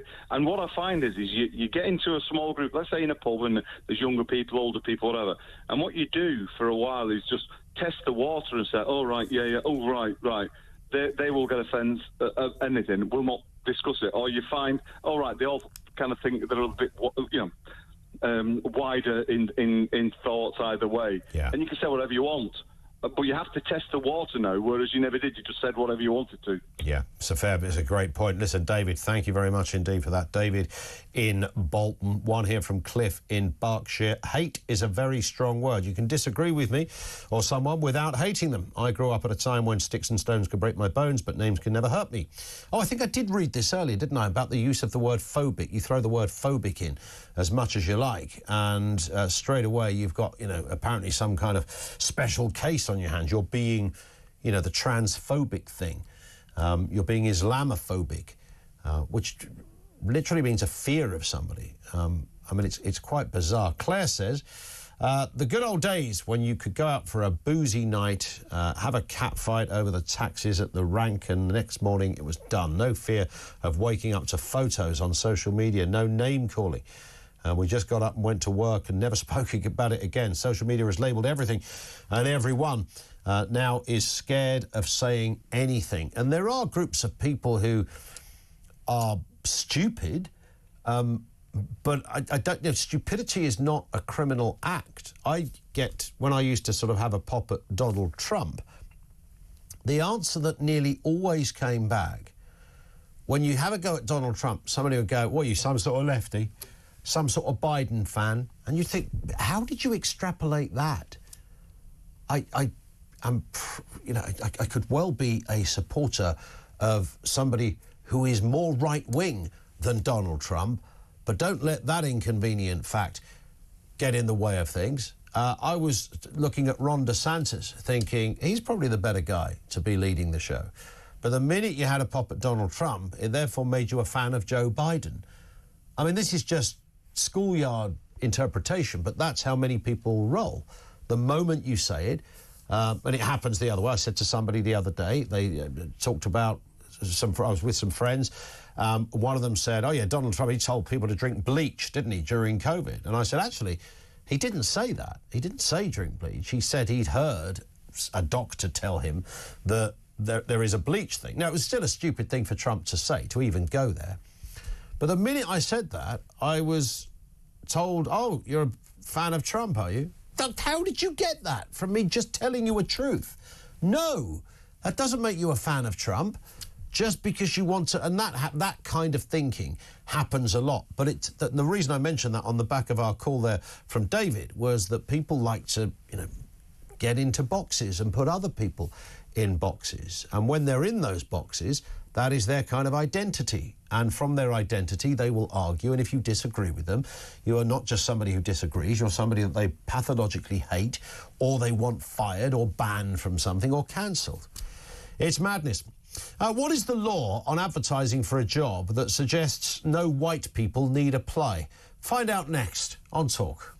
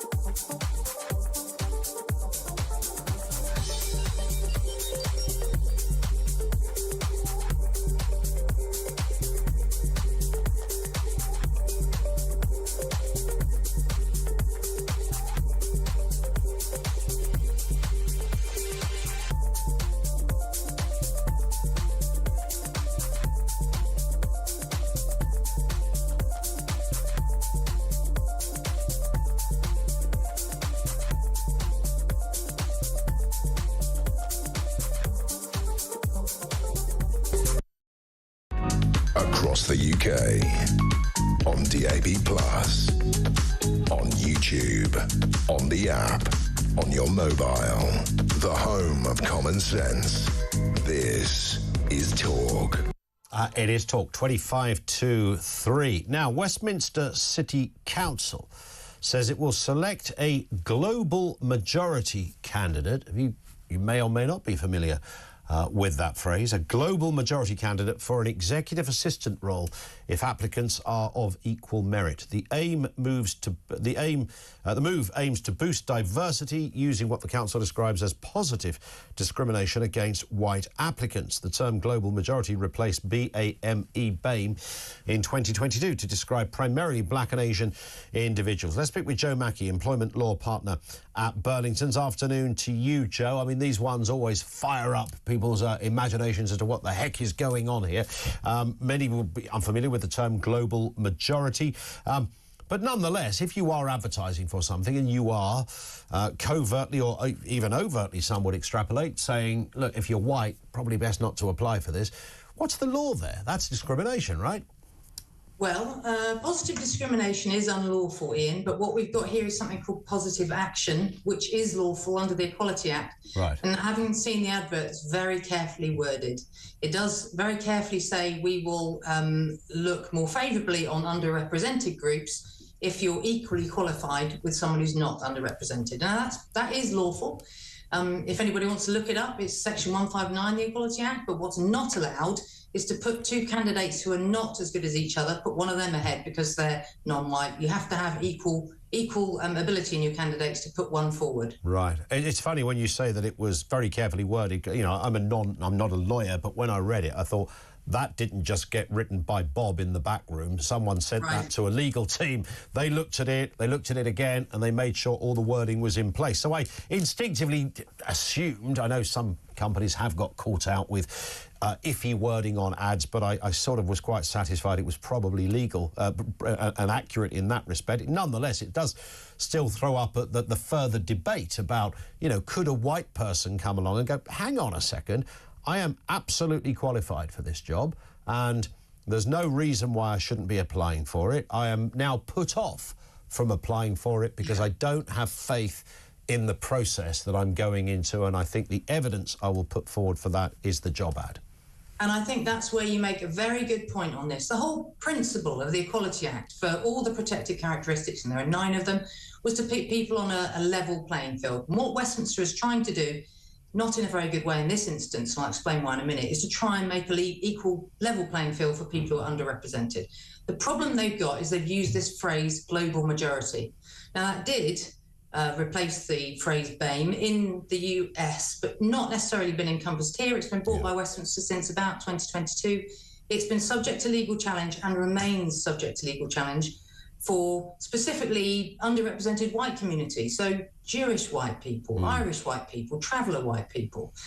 They're also underrepresented groups, but they're excluded by this global majority definition. So it's been, you know, almost stopped being used in the US, and it's going to go that way in the UK too. I think it's pretty much out of date now. Yeah, I was going to say the global majority thing is there's almost ultimate. There's no way round that, really. Is that? I mean, because there is a global majority of people are not white. We know that, but if you live in a country where you have a majority of people who happen to be white, this country is one of them, then it's certainly worth scrutinising the wording of this, because you could never surmount the catch-all phrase global majority, and it seems very politicised, the and phrase. what Westminster is doing is trying to get this big American phrase and use the worldwide phrase and use it for what is a very small part of the world, Westminster. And actually, who are the underrepresented groups in Westminster? I'm not so sure that it is the global majority.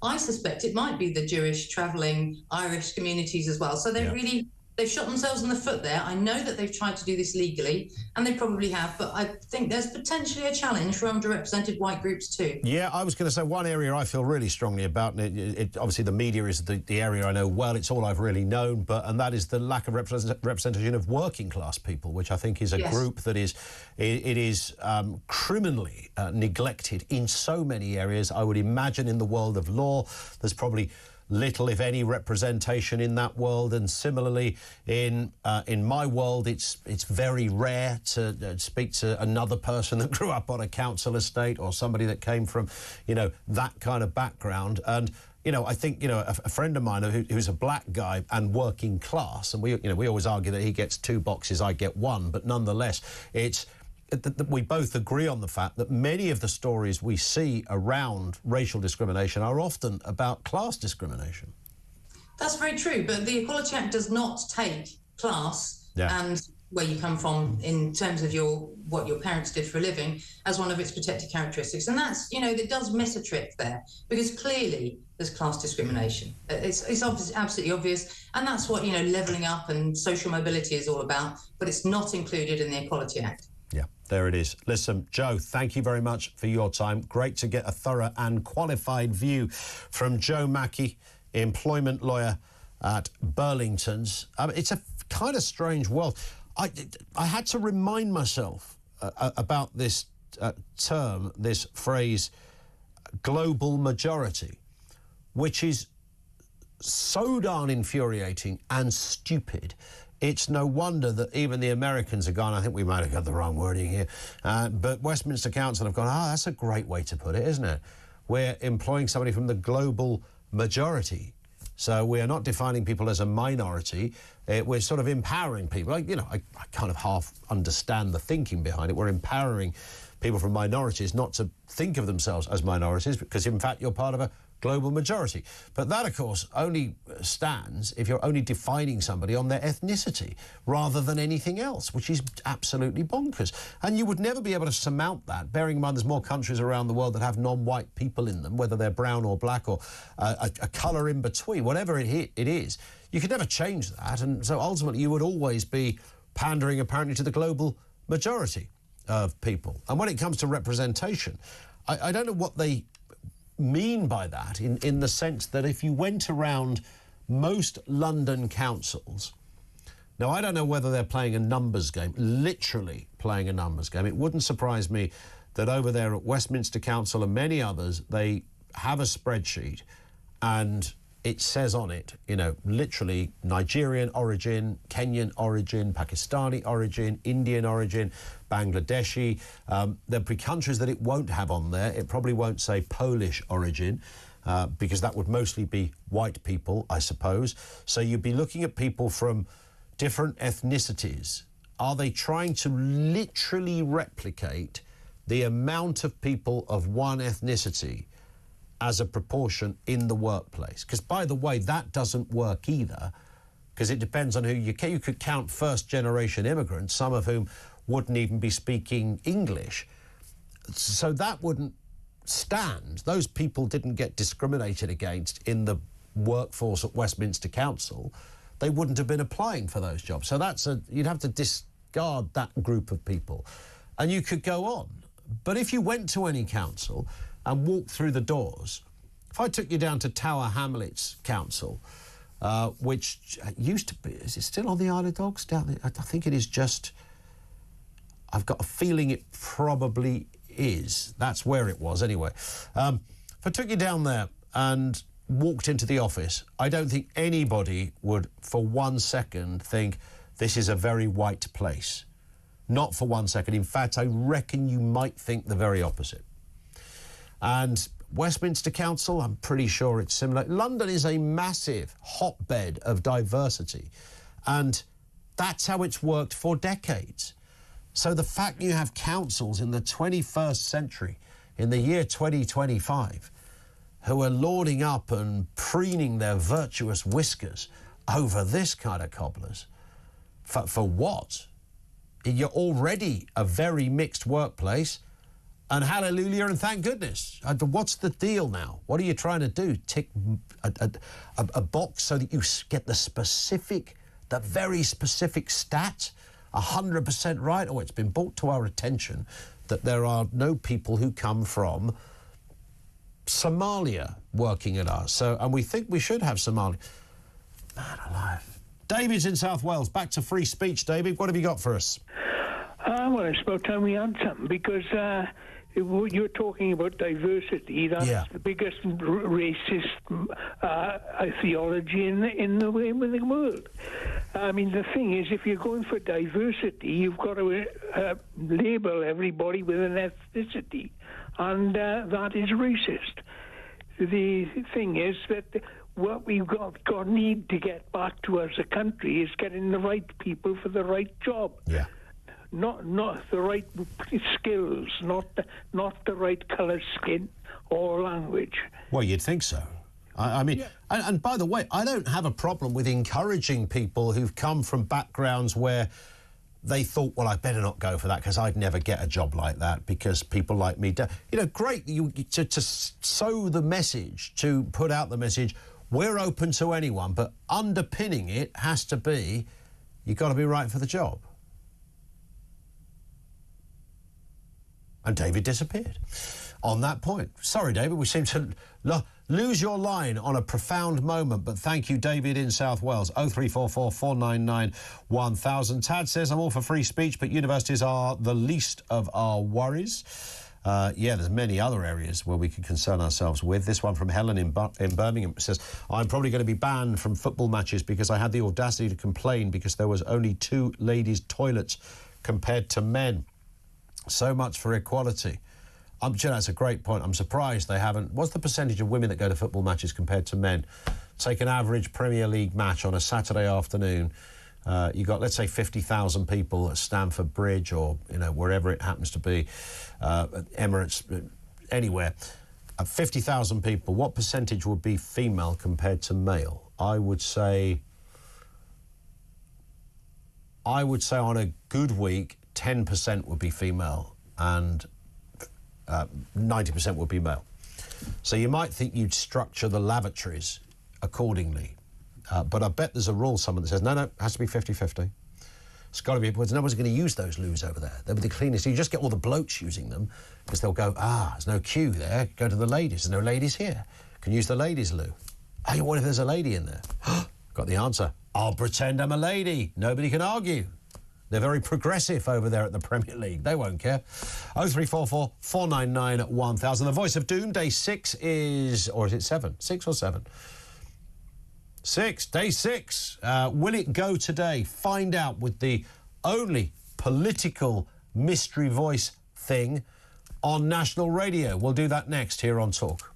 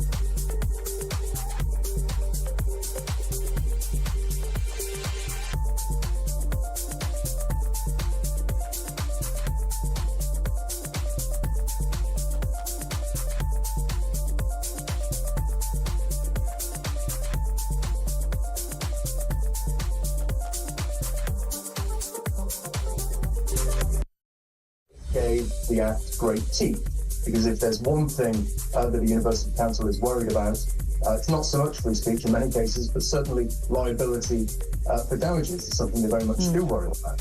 So it certainly was something that was a major component of the new Act.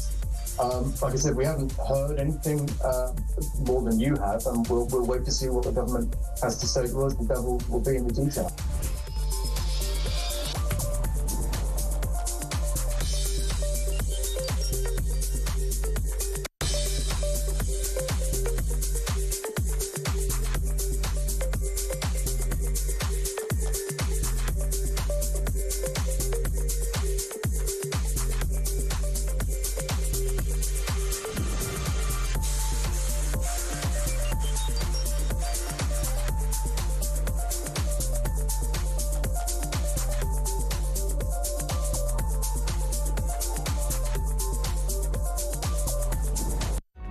Across the UK, on DAB+, on YouTube, on the app, on your mobile, the home of common sense. This is Talk. Apparently in 2022, women made up 26% of spectators at Premier League matches. What did I say, 10%? I just asked in the office, by the way, and Ryan, used to be our producer, there's a good reason why he's not any longer, it now produces Kyle, said 11%, and Jodie, who's another one of our producers, said 27%. She was nearly spot on. But she's an Evertonian, so, you know, you've got to factor that into the equation as well. 26% apparently. Is that a week? Well, that's what they say. Average Premier League matches in 2022. Right, before we go back to the calls, let's do the voice of doom. It's day 6. It's the political mystery voice. Remember, don't phone in on this because there ain't no prize. You can message in if you want to have a crack at it. Very simple task. Can you identify this voice? Give me hundreds of examples. I honestly don't think anyone's ever going to get that. I think we might go on for about 3 years with this. We'll wait and see. Remember, you're thinking political, so it's not somebody, you know, from the world of music or film or sport or whatever. Here's the voice again. Give me hundreds of examples. 87222 if you want to message in. If we get a correct answer inside the next 10 minutes, we'll reveal who that is on the other, or reveal who the voice is on the other side of the news. If we don't, it rolls over for day 7 tomorrow. Here it is one more time. Give me hundreds of examples. 87222. Back on the phones. Diversity in the workplace is also on the agenda. Miranda is in Cumbria. How you doing, Miranda? Hello? Hello. How you doing? Oh, I was concerned about what was being said earlier on.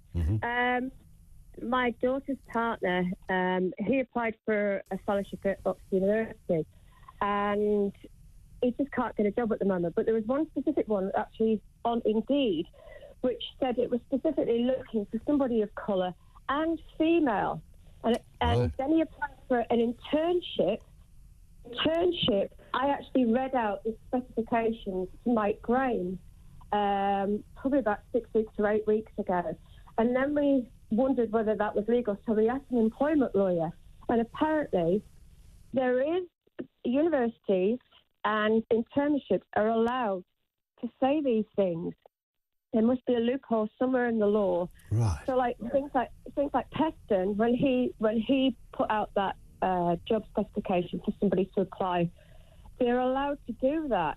I don't know whether they're allowed in any, you know, when they're actually applying for maybe a proper job, but universities and, you know, if you're applying for an internship, because he was applying for a patency internship, and there was just no way. And so he was literally told, as a white bloke, he couldn't apply? Yes, it was an Indeed. With regard to the Oxford University, it was previous applicants need not apply, and then it said at the end of the job specification who they were actually looking for. So there was just no way. And at the moment, he's applying and applying and applying, and he cannot get a job. He has a PhD. He has his PhD, which certain things have been redacted from. So in 10 years' time, they could be influential. But apparently that's what we were told by an employment lawyer, that with regards to universities, they're allowed to do this. That's interesting. Didn't know that. Miranda, thank you for that little nugget of info to bolt on to this part of the debate. Kyle is in Johannesburg on diversity in the workplace. What is a workplace in Johannesburg? I can't imagine that's lacking in non-white people for a start, Kyle. Good afternoon to you. Hi, good afternoon, Ian. Yes, the reason I'm interested in this is because I've seen these policies implemented firsthand and how destructive they are. Yeah. So if you think about it in a UK context, it really doesn't make sense. So if you combine from an ethnicity and race perspective, if you combine DEI, you know, the diversity, inclusion, equity and inclusion with open borders, what you're going to end up with over time is population replacement. Because what are they going to base the quotas on? Are they going to base them on today's numbers? Well, that's something I always wonder. If suddenly 100,000 people come in from, another country on boats across the Channel, are they included in the population now? Well, that's the question. And also, even worse, is the government can arbitrarily set those numbers.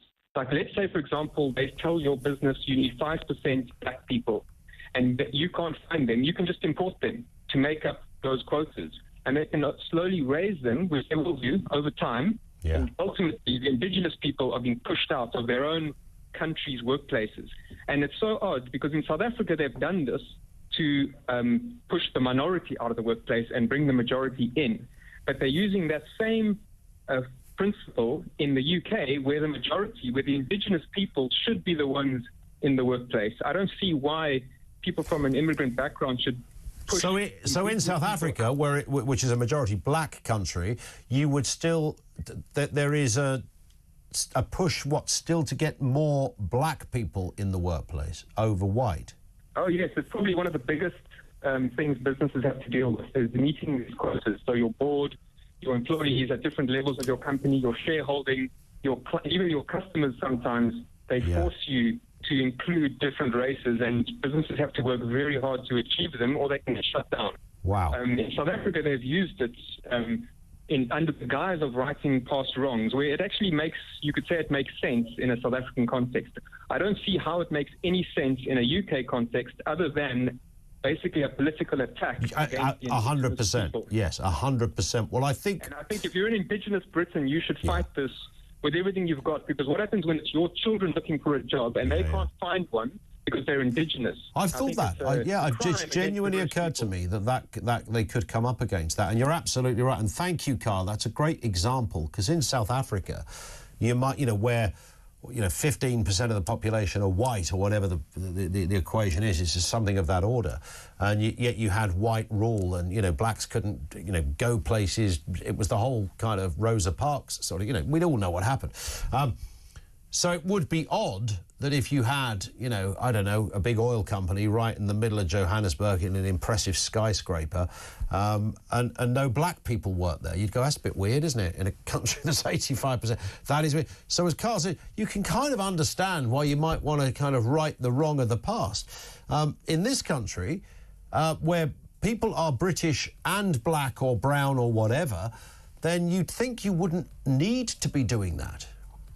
And who gets included in the term minority?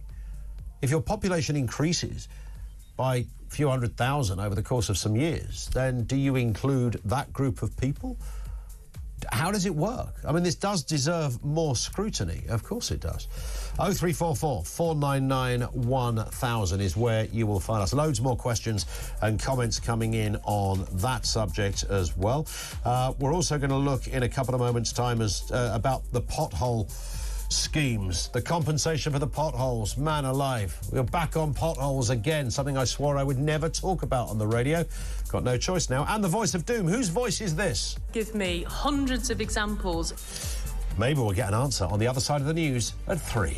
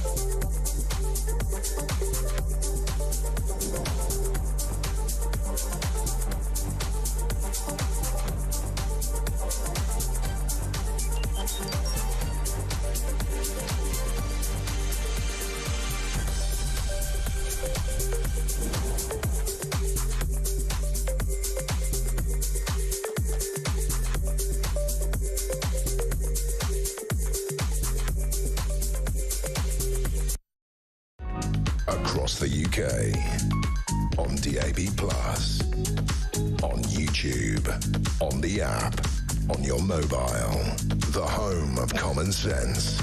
This is Talk.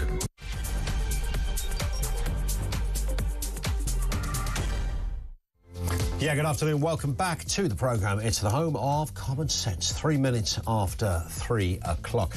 Lots to wade through in this section as well. We'll continue to take your calls and comments on freedom of speech. Legislation to protect freedom of speech at universities is back on the government agenda. This is after Labour initially halted plans, fearing it would permit hate speech on gas. Scared of hate speech, hurty words, because you might just actually disagree with something.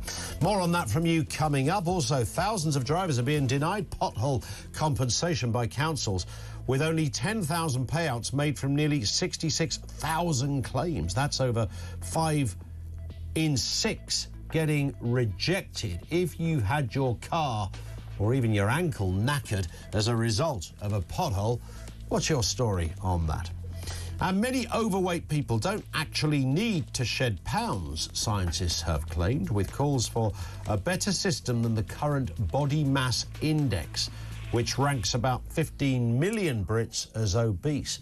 Have we been getting it wrong all these years? Are we, after all, not the tubby lot we've been told, but actually a rather svelte people who've been, frankly, overestimated in the weight department? We'll have more on that as well. Everything you need to know, all the breaking news right here on Talk. Lots to talk about in this section as well. Before we go and talk on potholes, because it's absolutely crucial we do, I've got a couple of questions to add to the back of the pothole story as well. The voice of doom, day 6. Have we found a winner? Remember, this is the political mystery voice. I keep calling it a thingy. Feature, I suppose. And it's day 6. Nobody so far. This is the voice you are charged with identifying. Give me hundreds of examples. Is it Rosie Duffield? No. These are some of the wrong answers. Linda Chalker. God, that goes way back. No. Nikki Morgan. No. Liz Truss. It is not. Heidi Allen. No. Andrea Jenkins. No. Alison McGovern. No. Is it Ruth Davidson? Ruth Davidson? It's not you. We have no winner. It rolls over. I think this now becomes the longest Voice of Doom rollover. I think I'm right in saying that. Day 7, tomorrow, it is back. Now, councils are rejecting most car damage claims from potholes. As I mentioned, 66,000 claims, only around about 10,000 payouts. That's 5 in 6 getting rejected. Car owners whose vehicles are damaged by poor quality road surfaces can request compensations from the councils responsible. A loophole in the Highways Act lets authorities reject claims if they show proper inspection and maintenance efforts. That already sounds a bit iffy to me. Let's speak with Edmund King, president of the AA. Afternoon to you, Edmund. Good afternoon, Ian. I mean, who'd have thought? I don't know about yourself, because you've worked in this industry forever, and I've worked in this industry forever. I think we probably spoke about 20-odd years ago for the first time. And I remember saying, when I work in radio, I'm never going to talk about potholes. If I have to resort to talking about potholes, something's gone horribly wrong. There's more important things in the world. I can't remember how many times I've had to speak about potholes recently, because it's absolutely on the agenda. It feeds into other issues about, skint councils, roads not getting repaired. And, of course, it's not just a light, oh, look at the holes in that road. It's not a funny thing. I mean, these are very serious problems, and in some cases can be, incredibly tricky for drivers and even cyclists and pedestrians who bump into the things. It's a huge story. Well, indeed it is. And Ian, for the first time ever that I remember, in the last election, it was an election issue. You had the then Prime Minister and the Leader of the Opposition writing articles in The Sun about what they were going to do about potholes. So it's something out there. And when we surveyed drivers about their top transport issue, 96% said it was the state of the roads and the potholes. And part of the problem is that potholes are being repaired, but they're being patched up. And it's this quick patch and run approach. And what we've been saying to government, both nationally and locally, is they need a better programme of preventative maintenance and more permanent repairs. And that message is slowly getting through, because from the government's 1.6 billion that they're putting towards potholes, 25% is being held back from local authorities till they can actually illustrate that they're embarking on better preventative repairs. So that would help in certainly in the longer term. Yeah, we've all seen, you know, some horrendous attempts at filling in potholes with, you know, almost paper mache going in there, you know, nailed over with balsa wood or something. And, you know, I remember speaking to a couple of guys who were near me, this is a few years ago, who were out fixing the potholes, and he said, don't worry, we'll be back in about 6 months because the stuff we're putting in here just simply will not last. Yeah, absolutely right. And when you look at the figures, reactive filling of a pothole costs about £75. If you do it in a planned phase, it costs about £50.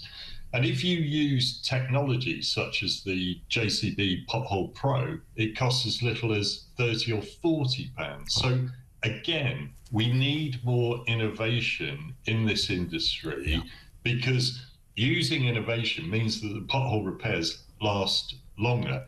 And as you said at the intro, you know, for drivers, you know, it cost them last year about £579 million in damage to the cars. And for cyclists and motorcyclists, it can cost them serious injuries, and in the worst cases, can cost their lives as a result of hitting potholes, particularly holes covered by puddles. Well, there's that. Yeah, I went over one of these things about a year ago. I pretty much arrived in another postcode when I did it, to be honest, Evan. I mean, it was absolutely lethal. But I couldn't believe I got away with the car kind of being all right. I'm sure it weakened many components within it, and fortunately it was the kind of slightly old runaround car, thank goodness. But they're all over the place, and it's a, you know, to come to the bit that clearly should concern us all, they can be incredibly dangerous. I mean, and also costly, getting things repaired. Yeah, indeed they can. We estimate the average cost is about £300, so that might be a tyre, it might be a buckled wheel, whatever. Yeah. But in the bigger cases, it can affect the whole suspension of the car. Of course. Like a few years ago, I actually had a Mercedes estate and driving around, hit a pothole, went into a garage, was filling up with fuel, and when I came back, the whole car had subsided because the suspension had actually gone. So it was a little bit embarrassing. Yeah. I had to get the AA to the garage to tow the car out. You literally had a wonky car. Your car was at 30 degrees. I mean, Indeed. That's not meant to happen. Bizarre. And of course, you know, I know you guys talk about cars, but, you know, it's worth also mentioning, I know, you know, we often joke about cyclists on the road and how badly, or depending on where you sit, that they mix with cars in certain situations. But, I mean, if you're on a bike and you go over one of these things, I mean, we are really talking about a dangerous situation. Yeah, no, we are. And in fact, in this kind of pothole partnership, we include British Cycling and the National Motorcyclists Council, because if you are on two wheels and hit a pothole that you haven't seen, it can be fatal. There was one guy, actually, it was in Wiltshire a few years ago, and he was a British soldier, and he'd come back from fighting in Afghanistan or something. Wow. And he was on a Wiltshire road, swerved to avoid a pothole and got taken out by a vehicle and actually died as a result of the pothole. So, you know, in extreme cases, it can be that bad. So, yeah, we need government. And as I say, Ian, it's not just the question of money. It really is how that money is spent. And we do need better practices. We do need more innovation, more use of technology. I mean, the Prime Minister yesterday was talking about AI and how AI might be able to be used in actually spotting where the potholes are and building up a clearer picture. So we need to use that innovation. Spot on. Edmund, thank you as ever. Always great to get your view on these things. Edmund King is the president of the AA on that very important point of potholes. And again, I think it's a conversation I probably had with him. Edmund is on that rare list. It's a smallish list of people that, when I first worked in radio, I would have interviewed. There's Edmund, there's Simon Calder, and who's the other one? I mentioned him the other day, somebody that we'd had on. There's always been there as a contributor. And so I make that point for two reasons. Number one, it's interesting that some of these guys are still brilliantly campaigning in their area of knowledge, but also the expert level experience they have when they talk about this stuff. And, you know, Edmund King is absolutely right. You can't mess around with a pothole. And, of course, you get a little... It's wear and tear. We all know that. No one's expecting every tiny mini crater to be filled up within an hour of it happening. But if you've been out there in your car and you've got, I mean, significant damage, I mean, proper... You know what it's like when a tyre goes on your car? The absolute ache of doing that. Firstly, you've got to get the thing, you know, you've got to change the flipping tyre to be able to drive it to a garage to get it sorted. And if you don't know how to change a tyre, plenty of people oddly don't. Or you might be in a position, I'm thinking of the road that I nearly hit the pothole in, I would have blocked the road because it's a tiny, narrow lane. So I would have literally blocked that road if I'd have had to change or take the wheel off and change the wheel because of the knackered tyre, etc. And then you've got to get it to a place, and then you've got to pay for it. So it's going to cost you a lot. You know, there's a few hours out of your day, especially if you're on your way to work, and it's going to cost you £100 to get it sorted, depending on what the damage is, etc. And that's a minor example of something going wrong. Your tyre bursts because it went down a pothole. 0344 499 1000. Vince is in West Sussex. What do you got for us, Vince? Afternoon to you. Yeah. Hello, good afternoon to you. I really want to offer some advice to your listeners and viewers regarding pothole claims. A couple of years ago, my daughter hit a pothole, destroyed 2 tyres and a wheel. And with the tracking and other bits and pieces, the bill was just over £1,100. Wow. We spoke to the council, and they said, oh, claim off your insurance. And I went, no, we'll claim off your insurance. Can you give us the details? Which they said, we're not at liberty to do that. I said, OK, fine, I'll take it to court. So for £38, I lodged a claim for the full amount with the local magistrates' court. Yep. And within a day of Horsham District Council receiving the paperwork from the court, I had a call asking would I be willing to settle out of court. Great. A chap from the court mediated on the phone, and I got my daughter's money back, all but about £80. Wow. And it transpires that if you take them to a small claims court for damages... Yeah. They don't want to go because it's going to cost them a lot more money because they have to get their legal department. Well, it'll cost them, you know, £2,000 just for a lawyer to show up, right? So that's correct. It's gonna, and that doesn't involve all the admin as well. So yeah, you're absolutely right. Why would they not settle a £400 bill?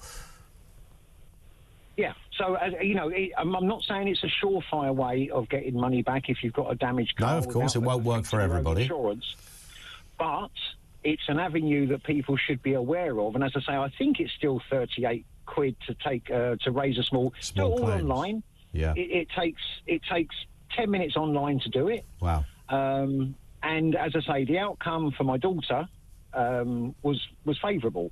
As I say, I think I negotiated £50 off the total cost. Yeah. And I also paid for the court cost, so that was £88. So, you know, for the sake of £88, she got nearly the full amount back. Love it. So it's worthwhile, your listeners and viewers, pursuing that if they feel they should. Yeah, if they feel they should, and the court will be able to decide if it's not a case that's worth pursuing as well. Listen, Vince, great call and great result. Thank you very much indeed for that. The small claims. How many people? You could do a whole phone-in, couldn't you? What did you get by using the small claims court? Those little arguments. I thought I should take a newsagent to a small claims court over selling me what I believe are moody Pokemon cards. Well, I've got my 6-year-old's word for that. He says these are fake, Daddy. I don't think they are. But we'll take them to court if it turns out that they are. Let's go to Malcolm in Newcastle on Potholes. Malcolm, what have you got for us? Hi. Hiya there. Yeah, we've just been listening to your radio there, and we've been working with a company called Roadmender for the last 2 years with a product. It's Elastomac. It's made out of recycled materials and tyres. Okay. We're now at the stage of giving a 2-year guarantee on any pothole repairs. The issue we're having as a contractor is getting a foot through the door with the local authorities and getting it to happen. Now, we have worked with several in the north, and the success is absolutely phenomenal.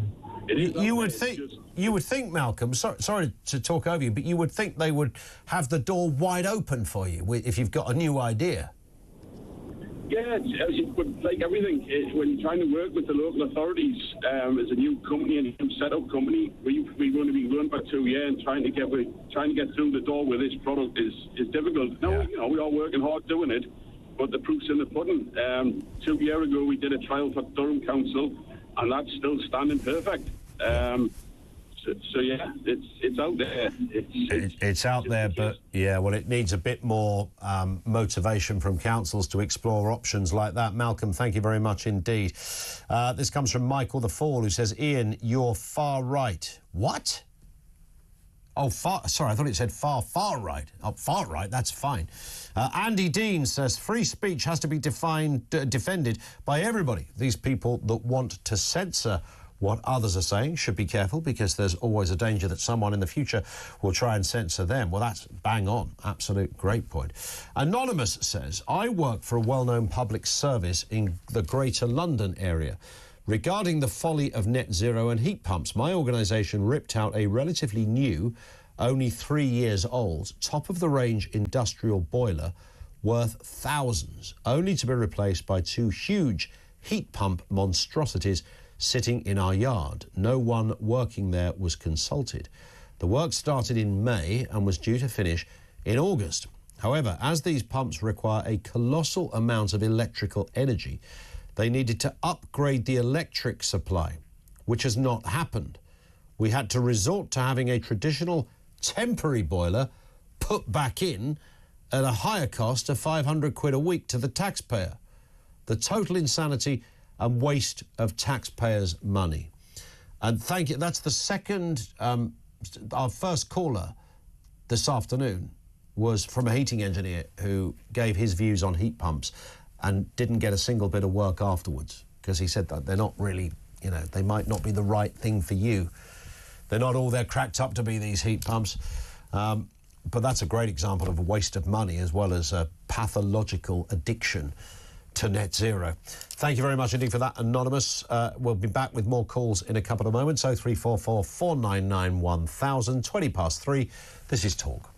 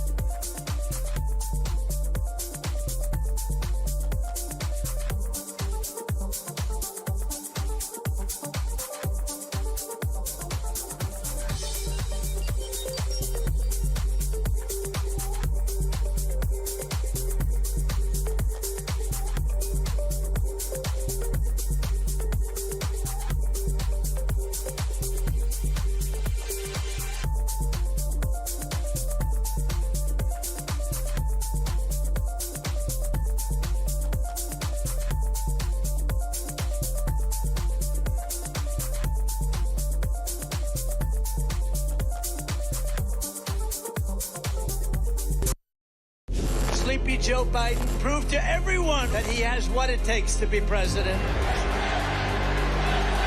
So now we have a new victim to defeat, Kamala Harris, L-Y-I-N apostrophe. Take a look at what happened.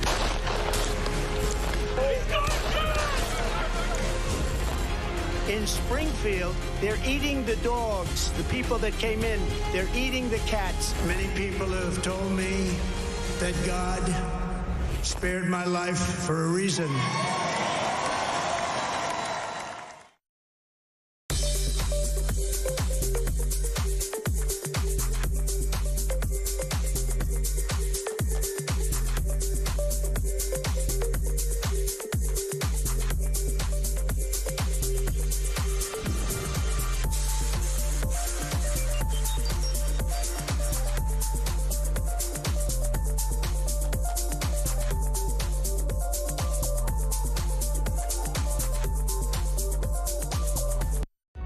Across the UK, on DAB+, on YouTube, on the app, on your mobile, the home of common sense.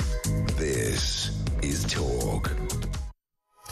This from Sam. Afternoon, Ian. You know, I really can't stand the wording positive discrimination. It's a contradictory phrase, surely. I mean, there's no positive misogyny or misandry or racism, is there? Because there's nothing positive about them.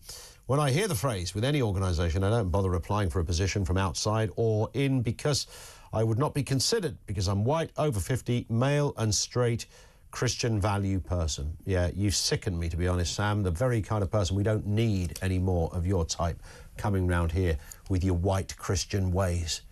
And a male as well, a male white Christian. How very dare you start applying for jobs, trying to better yourself to white Christians. Flipping heck. Yeah, I'd fire Sam from any position he applied for. I'd fire him before he applied. That's how strongly I feel about Sam. This comes from Dan. I was told off at work for saying good morning, ladies, to the women I work with. I had to do a DEI training session as a result. I do work for a trade union, though, so I suppose that's what you would expect. Hang on, you can't say good morning, ladies. Why? Is that because some of the people don't identify as female? I guess. But then surely you would only be aiming that at... If you're trans, you would want to be called a lady, wouldn't you? If you're a trans woman, so previously lived your life as a man, now live your life as a woman, and somebody walked in the room and went, morning, ladies, you'd be delighted to know that you've been referred to as a lady. I would have thought. But I think the issue is our old friend, the non-binaries. The non-binaries, which, by the way, spoiler alert, literally does not exist. Somebody just made up a phrase and people have scrambled to subscribe to it for a variety of different reasons. Some people, bisexual, say, oh, that makes me non-binary. Not quite the same thing, but some go for it in that respect. Others like the idea because they don't have a label. Why should I be labelled as a man or a woman? Well, here's the answer to that, because you are either a man or a woman. You might choose to live your life in a different way. That's absolutely fine. Total respect for that. I don't want anybody to be nasty to you, horrible, or anything else. So if you said good morning, ladies, it might sound a bit old-fashioned. I could imagine they're going, good morning, ladies. It could be a bit of that. I'm sure Dan didn't say it quite like that. He might have just gone, morning, girls. That might have been the problem. I don't know, Dan. Depends what else you were doing. Either way, the idea that you went on a DEI training session is lunacy. Nick is in London on the issue of free speech. Nick, what have you got for us? Oh, hello, Ian. Hi. Clutching pearls as a white heterosexual tax-paying man. God, you lot are everywhere, aren't you? Aren't I the pitch? You said earlier, this is madness. You know, it's bonkers, you said. And in fact, it's not. And I'll tell you for why. Because it's done for a reason. It's done for a very good reason. And it's all about control. Because I've noticed all this coming down on people like a ton of bricks. It's always left on right. It's never right on left. I mean, for example, Rachel Thieves, that would be ordinary political discourse knockabout in the political sphere. Yeah. But somehow calling her Rachel from accounts is ghastly and misogynistic. Yeah. Whereas They clearly didn't pay much attention to what we used to call Jeremy Hunt when he was the Chancellor. Well, exactly so. I mean, there was a nickname for him in the BBC newsroom. Absolutely, and it was often inadvertently said live on air as well, but that's another story. I'm not going there. But, you know, it's all about control. And once you recognise that, and if I'm right, I think I am, once you recognise that, it all makes perfect sense. Yeah. So what do we do about it, Ian, apart from go around saying morning, ladies, in whatever accent you want? Yeah. I've often there's a school of thought. There's a sort of you can get really deep into the whole kind of agenda of where some of this stuff comes from, and it's not just a colour thing. It's not about the colour of somebody's skin.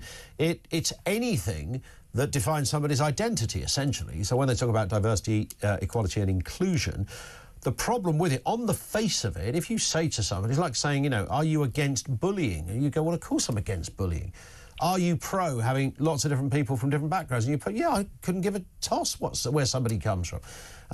So you can't say no to it. When somebody knocks on the firm's door and says, we'd like to make sure all your staff aren't mad racists, that's why big corporations go, yeah, here's £5 million. Come and train our staff to not be mad racists. And there is a Frankfurt school of thought, which I think is where some of this stuff originated, this sort of critical race theory and the like, where you're right. I mean, to some people, it's a political crusade to control, if nothing else, the people, but also the narrative.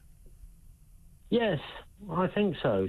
Frankfurt. I mean, a sausage meat for a brain. They really do need to get out into the world a bit more. And I think we need to fight back. Yeah. We need to, communal garden conversation and speech. We have slips of tongues. I do it all the time. Yeah. So just grow up and get on with it. There it is. I like it. Nick, thank you very much indeed. There's literally nothing wrong with checking in on things, OK? There's nothing wrong with making sure that people are treated with respect, whether they're white, black, brown, whether they're Christian, well, not the Christians, a bit odd, but any other faith. Everybody's treated with, an equal level of respect. And I think in most places that sort of comes instinctively. Now, I know that there are people that don't follow the rule book, and there are bullies in the workplace. There are people that don't like someone, so they won't promote them. There might be some nefarious reason due to colour or religion or gender why they won't promote somebody. That might be just usually because they don't like them, which is not a good reason to not promote somebody who's really good. But this idea that we've sort of arrived in this place where if you don't adhere to points A to Z on all of these things makes you somehow, you are beyond reproach. You are the worst kind of human. There's something wrong with your company if you don't have a representation of absolutely 50-50 female in your workroom or your boardroom. Then we're going to as good as close you down. And the other thing that gets forgotten in this, and I will bring class back into it, is that if you consider I remember there was a story of a television producer, and it was something like, I don't know, Songs of Praise or some TV programme like that, who essentially, I think that the programme just was a very white crew. There was a lot of white people working on it. And the reason there was a lot of white people working on it was because they'd worked together for about 30 years when people weren't talking about all of this stuff, and the world looked very different, the country looked very different. So, every time the producer made a new series of something, he clearly rang his mate Bob and his friend Gene and all the others that had worked together because they were a good team. One was a great editor, the other did sound brilliantly, great Mick, the floor manager. Today I've worked with Mick for 30. So that was the reason. There was no other reason. There was nothing. I think they were told, well, I'm afraid it's not diverse enough. Your team is not diverse enough. It's like, well, how do you was he meant to fire people? Fire good people, get rid of good people because there's not enough diversity, which in itself is not an argument. It's just a non-argument. You should be thrown out of university. Explore it. If you said, right, here's a firm that is deliberately not employing people. Here's a firm that hasn't even thought about the fact that there's loads of people from other backgrounds that could... class is a massive factor on all of this. Class is a huge factor that gets put to the back burner. So, and 30 years ago, 40 years ago, why are there so many top bods in industry that are white men of about 60, chairman running things? Because when they started 40 years ago, that's all there was. And it's not just white men, it's white men of a certain class. It's white men of a certain... You won't find any white working class men there either. You won't find anyone like me in that group. So that was the era. That's how it was at the time. Those people aren't going to suddenly go, well, I've got to the age of 50 and I've decided I'm a bit too white, so I better stand down and make my way for some, working class dodgepot to take my place. So there is a natural journey, is my point, on some of this that happens. And there's nothing wrong with encouraging fairness. You'd have to be a half-wit if you didn't want to. But there's everything wrong with being an evangelist in some of these areas when it comes to free speech. And this crosses over into the conversation we were having about Westminster Council. That kind of stuff, to use the word again, is utterly bonkers. 0344 499 1000.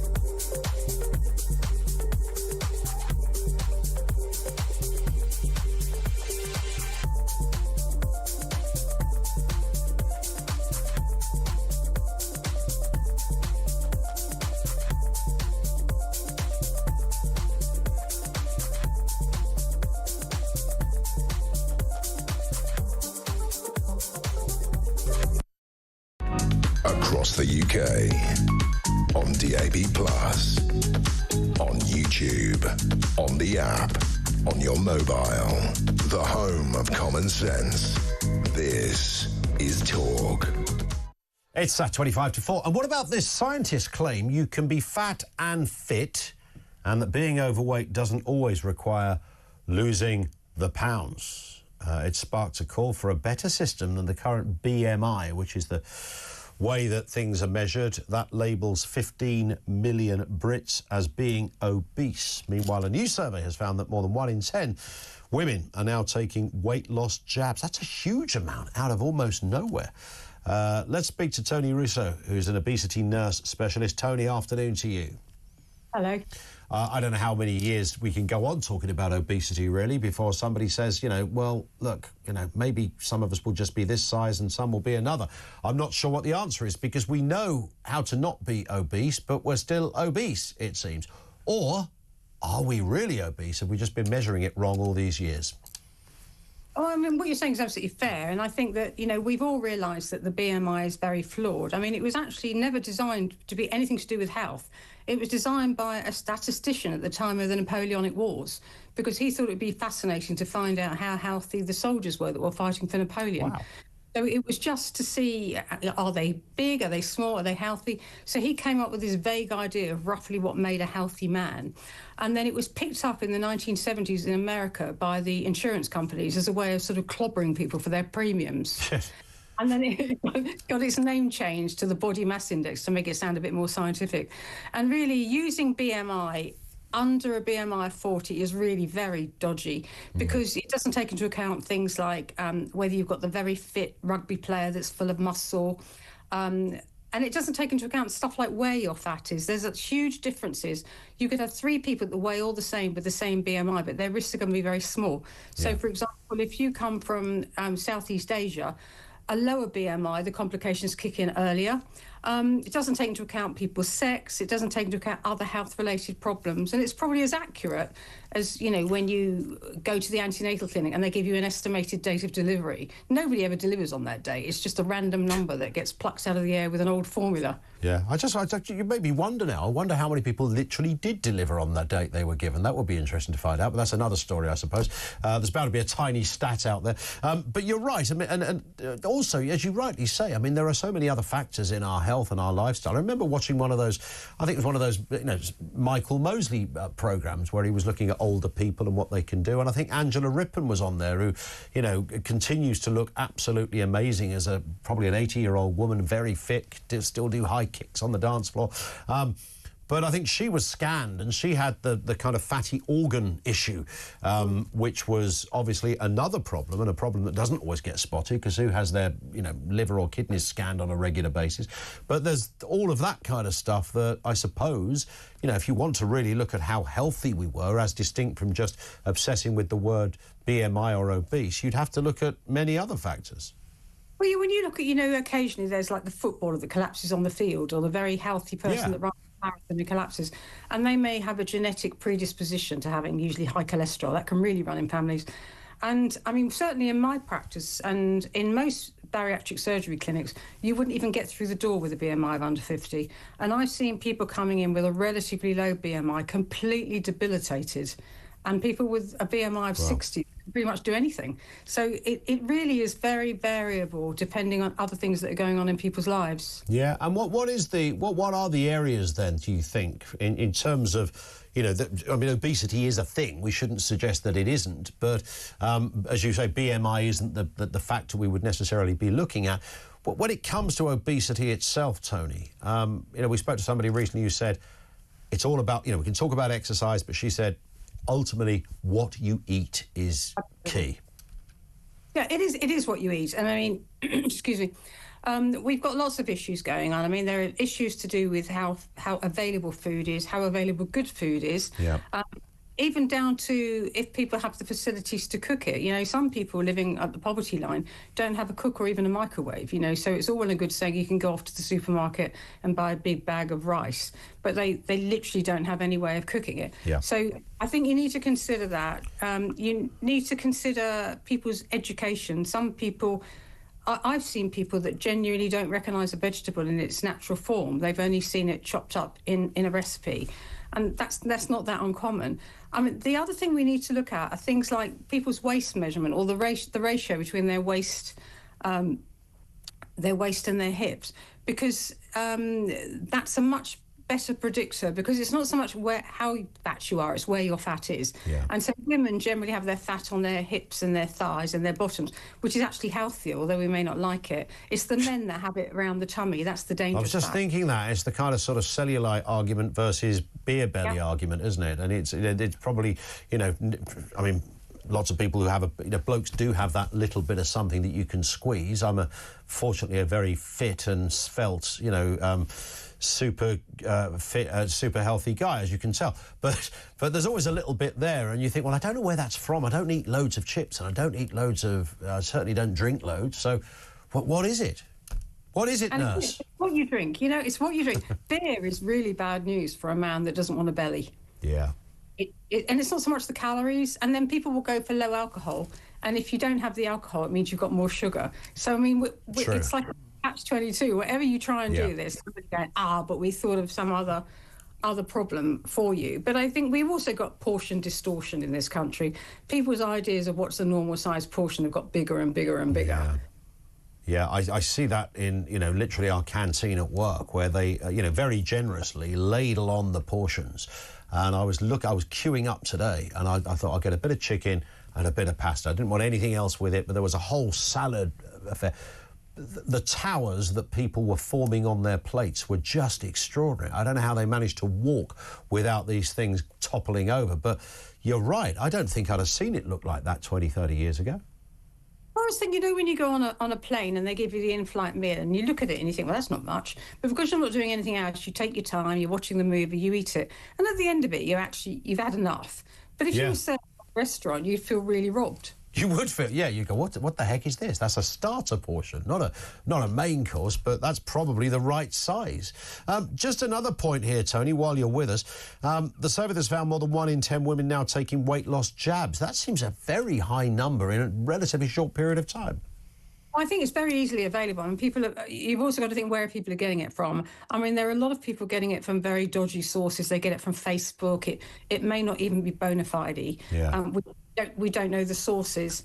And, we live in a society that's quite fat-phobic. It's very difficult now for particularly young women or women that are trying to lose weight after having a baby to snap back. The celebrities snap back into their regular size 8, 2 minutes after they've had their baby. And other people think that it's okay to do that too. And it's not really achievable for most people. There it is. Just a final stat for you, Tony. Our producers have been very diligent based on what we were talking about at the beginning, how many babies actually do arrive on their birth date. Apparently between 4 and 5%. So there you are. Even you as a clinician has learned something. I'm surprised to hear that. I'm surprised it's as high as that, frankly, yes. But there it is. Tony, lovely to have you on. Thank you for your time. Tony Russo, who is an obesity nurse specialist. On that, you might not be obese after all. If you're going by BMI, body mass index, then that could be telling the wrong story. Loads of other factors there. It's a sad reality about beer, isn't it? I mean, beer is, I think you kind of know it, that it's a bit grim. But then if you drank a pint of Coca-Cola, I'm pretty sure that's, not good for you either. I'm meeting a mate for a very quick drink when I get back home. He sent me a text and I'm on the 0% Guinness because I assume he's doing dry January. I'll find out when I get there. And I said, well, I'm going to have a lime and soda, but mainly because I'm driving. And I thought, is it like the 0% Guinness? There's going to be other stuff going on in there. The lime and soda, I'd imagine that's relatively healthy, but there's probably still some nasties going on in there as well. 0344 499 1000. More comments from you as well. Message from Steve. He says, my daughter is studying politics at university with all the other politics students. Even from the other side, there is respect in discussion and debate. However, with students who are studying something else and have a political opinion on something, there is a lack of tolerance. It seems that everybody needs to have training in how to debate without taking offence. It's a good point. I can imagine. I'd never really thought about this before. It's a good point that Steve raises, that when we hear these stories of people being, kicked off of university or ostracised because of their political opinion, it probably hasn't come from students who are studying politics. It's probably students from elsewhere who've got too much time on their hands. Great one from Ian. Elon Musk says it's not hate speech they want to ban, it's speech they hate, which is absolutely spot on. Doc says, I and a few friends tried to set up a debating society when I was at university, but we could never agree on a time or a day of the week or a venue. We did have a good talk about it, though. Thank you. 0344 499 1000. Back with more from you in a couple of moments. Jeremy Kyle is going to be here with Drive at 4, and we'll chat to Jezza before then to find out exactly what's going on. This is Talk.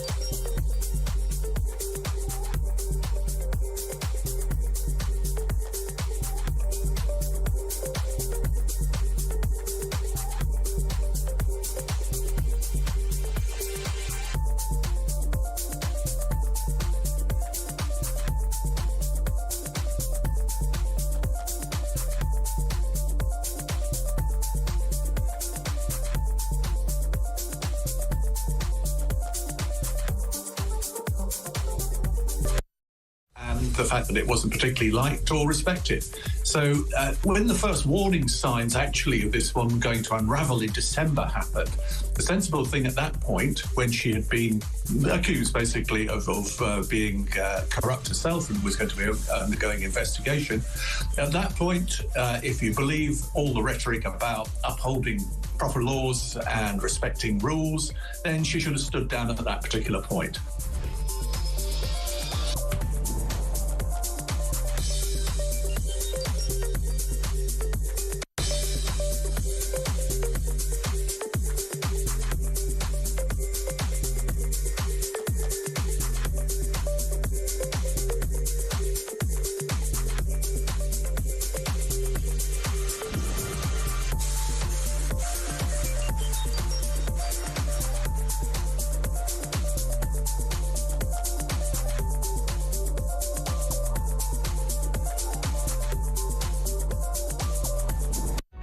Across the UK, on DAB+, on YouTube, on the app, on your mobile, the home of common sense.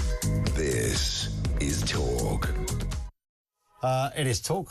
This one comes in from Claire. The good old days when you could go out for a boozy night, have a chat and cat fight over the taxi. Oh, it's another one I didn't delete because I've read already.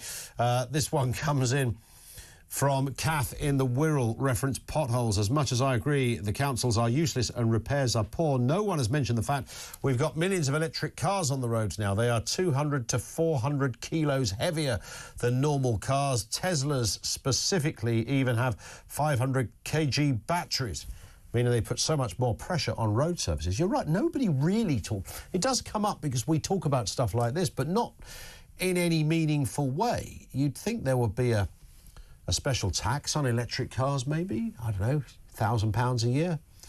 That'd do it. Paul's in Newport. Paul, on free speech, what have you got for us? Hi. Hi, how are you doing, Ian? Very good, just thanks. A thought.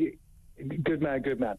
You know, like the free speech thing, guys, one of the sort of the byproduct, one of the sidelines of this is, I actually believe it's affecting our national sense of humour. Like, we Brits have always had a peculiar sense of humour, okay? Yep. And yet now, I mean, if I get, when other nations were pulling their hair out and sort of burning sheep on the motorway, we just made jokes of things. True. And we sort of, that was our way of venting our spleen, so to speak. Yeah. If you remember, I hope I'm not going to embarrass anyone. One I can remember for people, because some of your listeners won't know this, they won't know these days.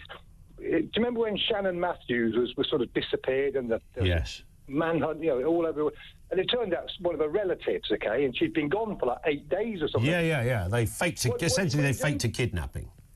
Yeah, they faked a kidnapping. What did we do? Where we awarded her the national hide-and-seek champion for that year, didn't we? That's right, yes, that's exactly what happened. Because thankfully it had a happy ending, the story. The girl was found safe and well. And that's why I can say that one, because it did have a happy ending. Yes. But the point I make is that... Well, not for the mum. She went to jail, and then her partner was downloading some iffy stuff. And no one picked up the £100,000 from the Sun newspaper. That's what she was hoping for, yes. Yeah. But I suppose the point I make is that our way of dealing with things, okay, is that we make light of it. We make fun of it. Yeah. And I think in some ways, because we're not allowed to use the words and the phrases and the sort of our normal course of doing these things, I think we'll all end up, and again, I say this tongue-in-cheek, we'll all end up like the Germans. We won't have a sense of humour at all. Well, that would be outrageous, wouldn't it? But you know what I mean? We anyone but the Germans. It's what we do. I'd rather be Belgian, he said. I'd rather be Belgian. But it's just how we are. That's us as a nation. That we know how we are, okay? And it starts from school. You know, have pity on the little fat kid with ginger hair and glasses that walks through the school gates. You knew he was going to get mullered. Absolutely. But this is what makes us the nation that we are. And I honestly think the more we stifle free speech in any way, shape or form, the more you start to change the culture of our nation. And I just don't see that as being a good thing. I just don't see it. Yeah, got it. Paul, thank you very much indeed for that. I guess, you know, that you do have to... You know that, when we use that phrase, you can't say anything these days. You know, there are people who want to say quite you know, insane or not particularly pleasant things and go, it's just a joke, isn't it? It's like, well, there is a line that everybody, I think, can sort of, you can't necessarily, you know it when you hear it, right? Does that sound reasonable? You kind of know it when you hear it. You don't want somebody to be able to just go, oh, yeah, I can tell a racist joke because that's fine, isn't it? Because I don't really mean it. I don't mean it. It's like even my friends, all of that stuff.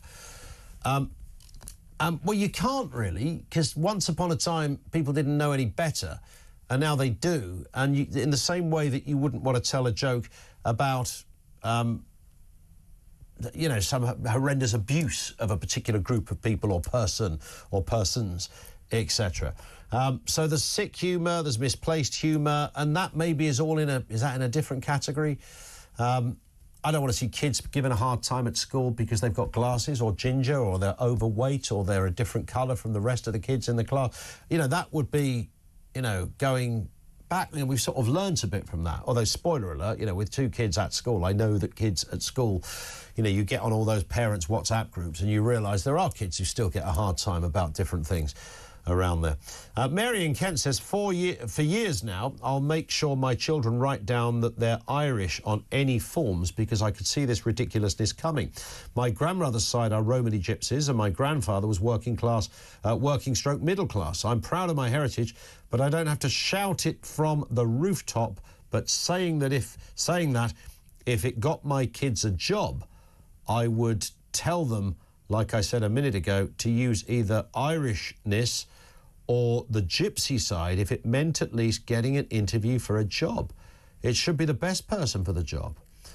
Yeah, I do. It's funny you say that, Mary, and thank you. I do know there are some parents, like you're looking at getting your kids into school or the next secondary school or the school to begin with, who are... I literally know two examples of somebody who is doing that with religion, and they're pulling on kind of, in one case, pretty tenuous examples that their little white boy is actually a Muslim.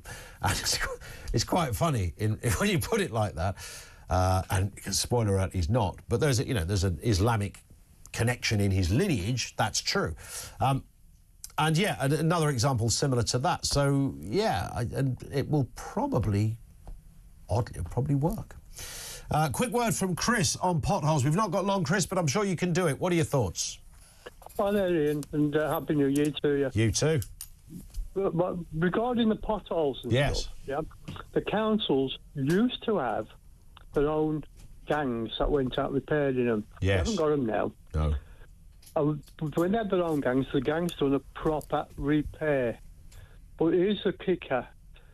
The councils have a lot of money for road repairs and stuff and road resurfacing. Yes. Now, I don't know if you know what they call a surface dressing. Yeah. It's where they put the tar down, That's put the it. chippings on top. Yeah. Now, I've worked in that and I've worked in the other one.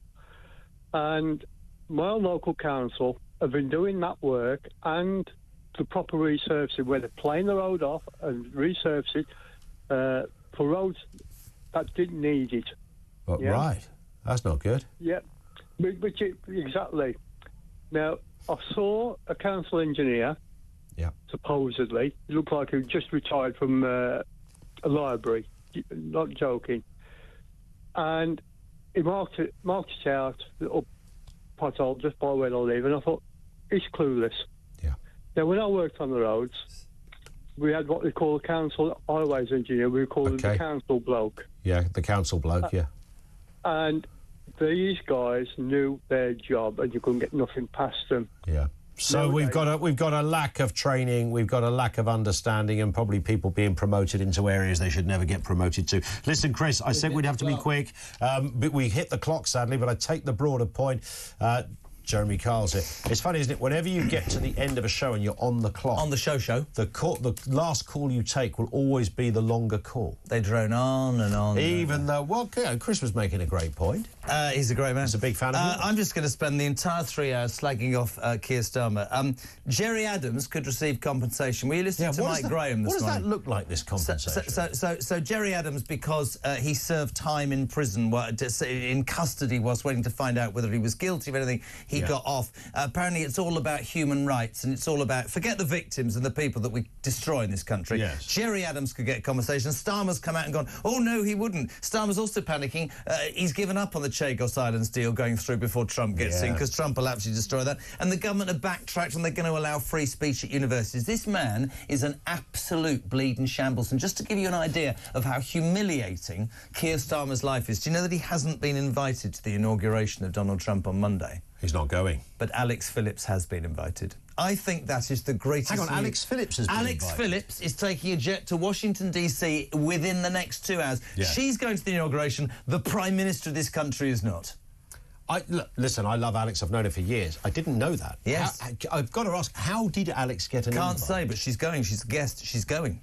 Is she? Absolutely. Where do you get to stand when you go to the inauguration? Sitting down.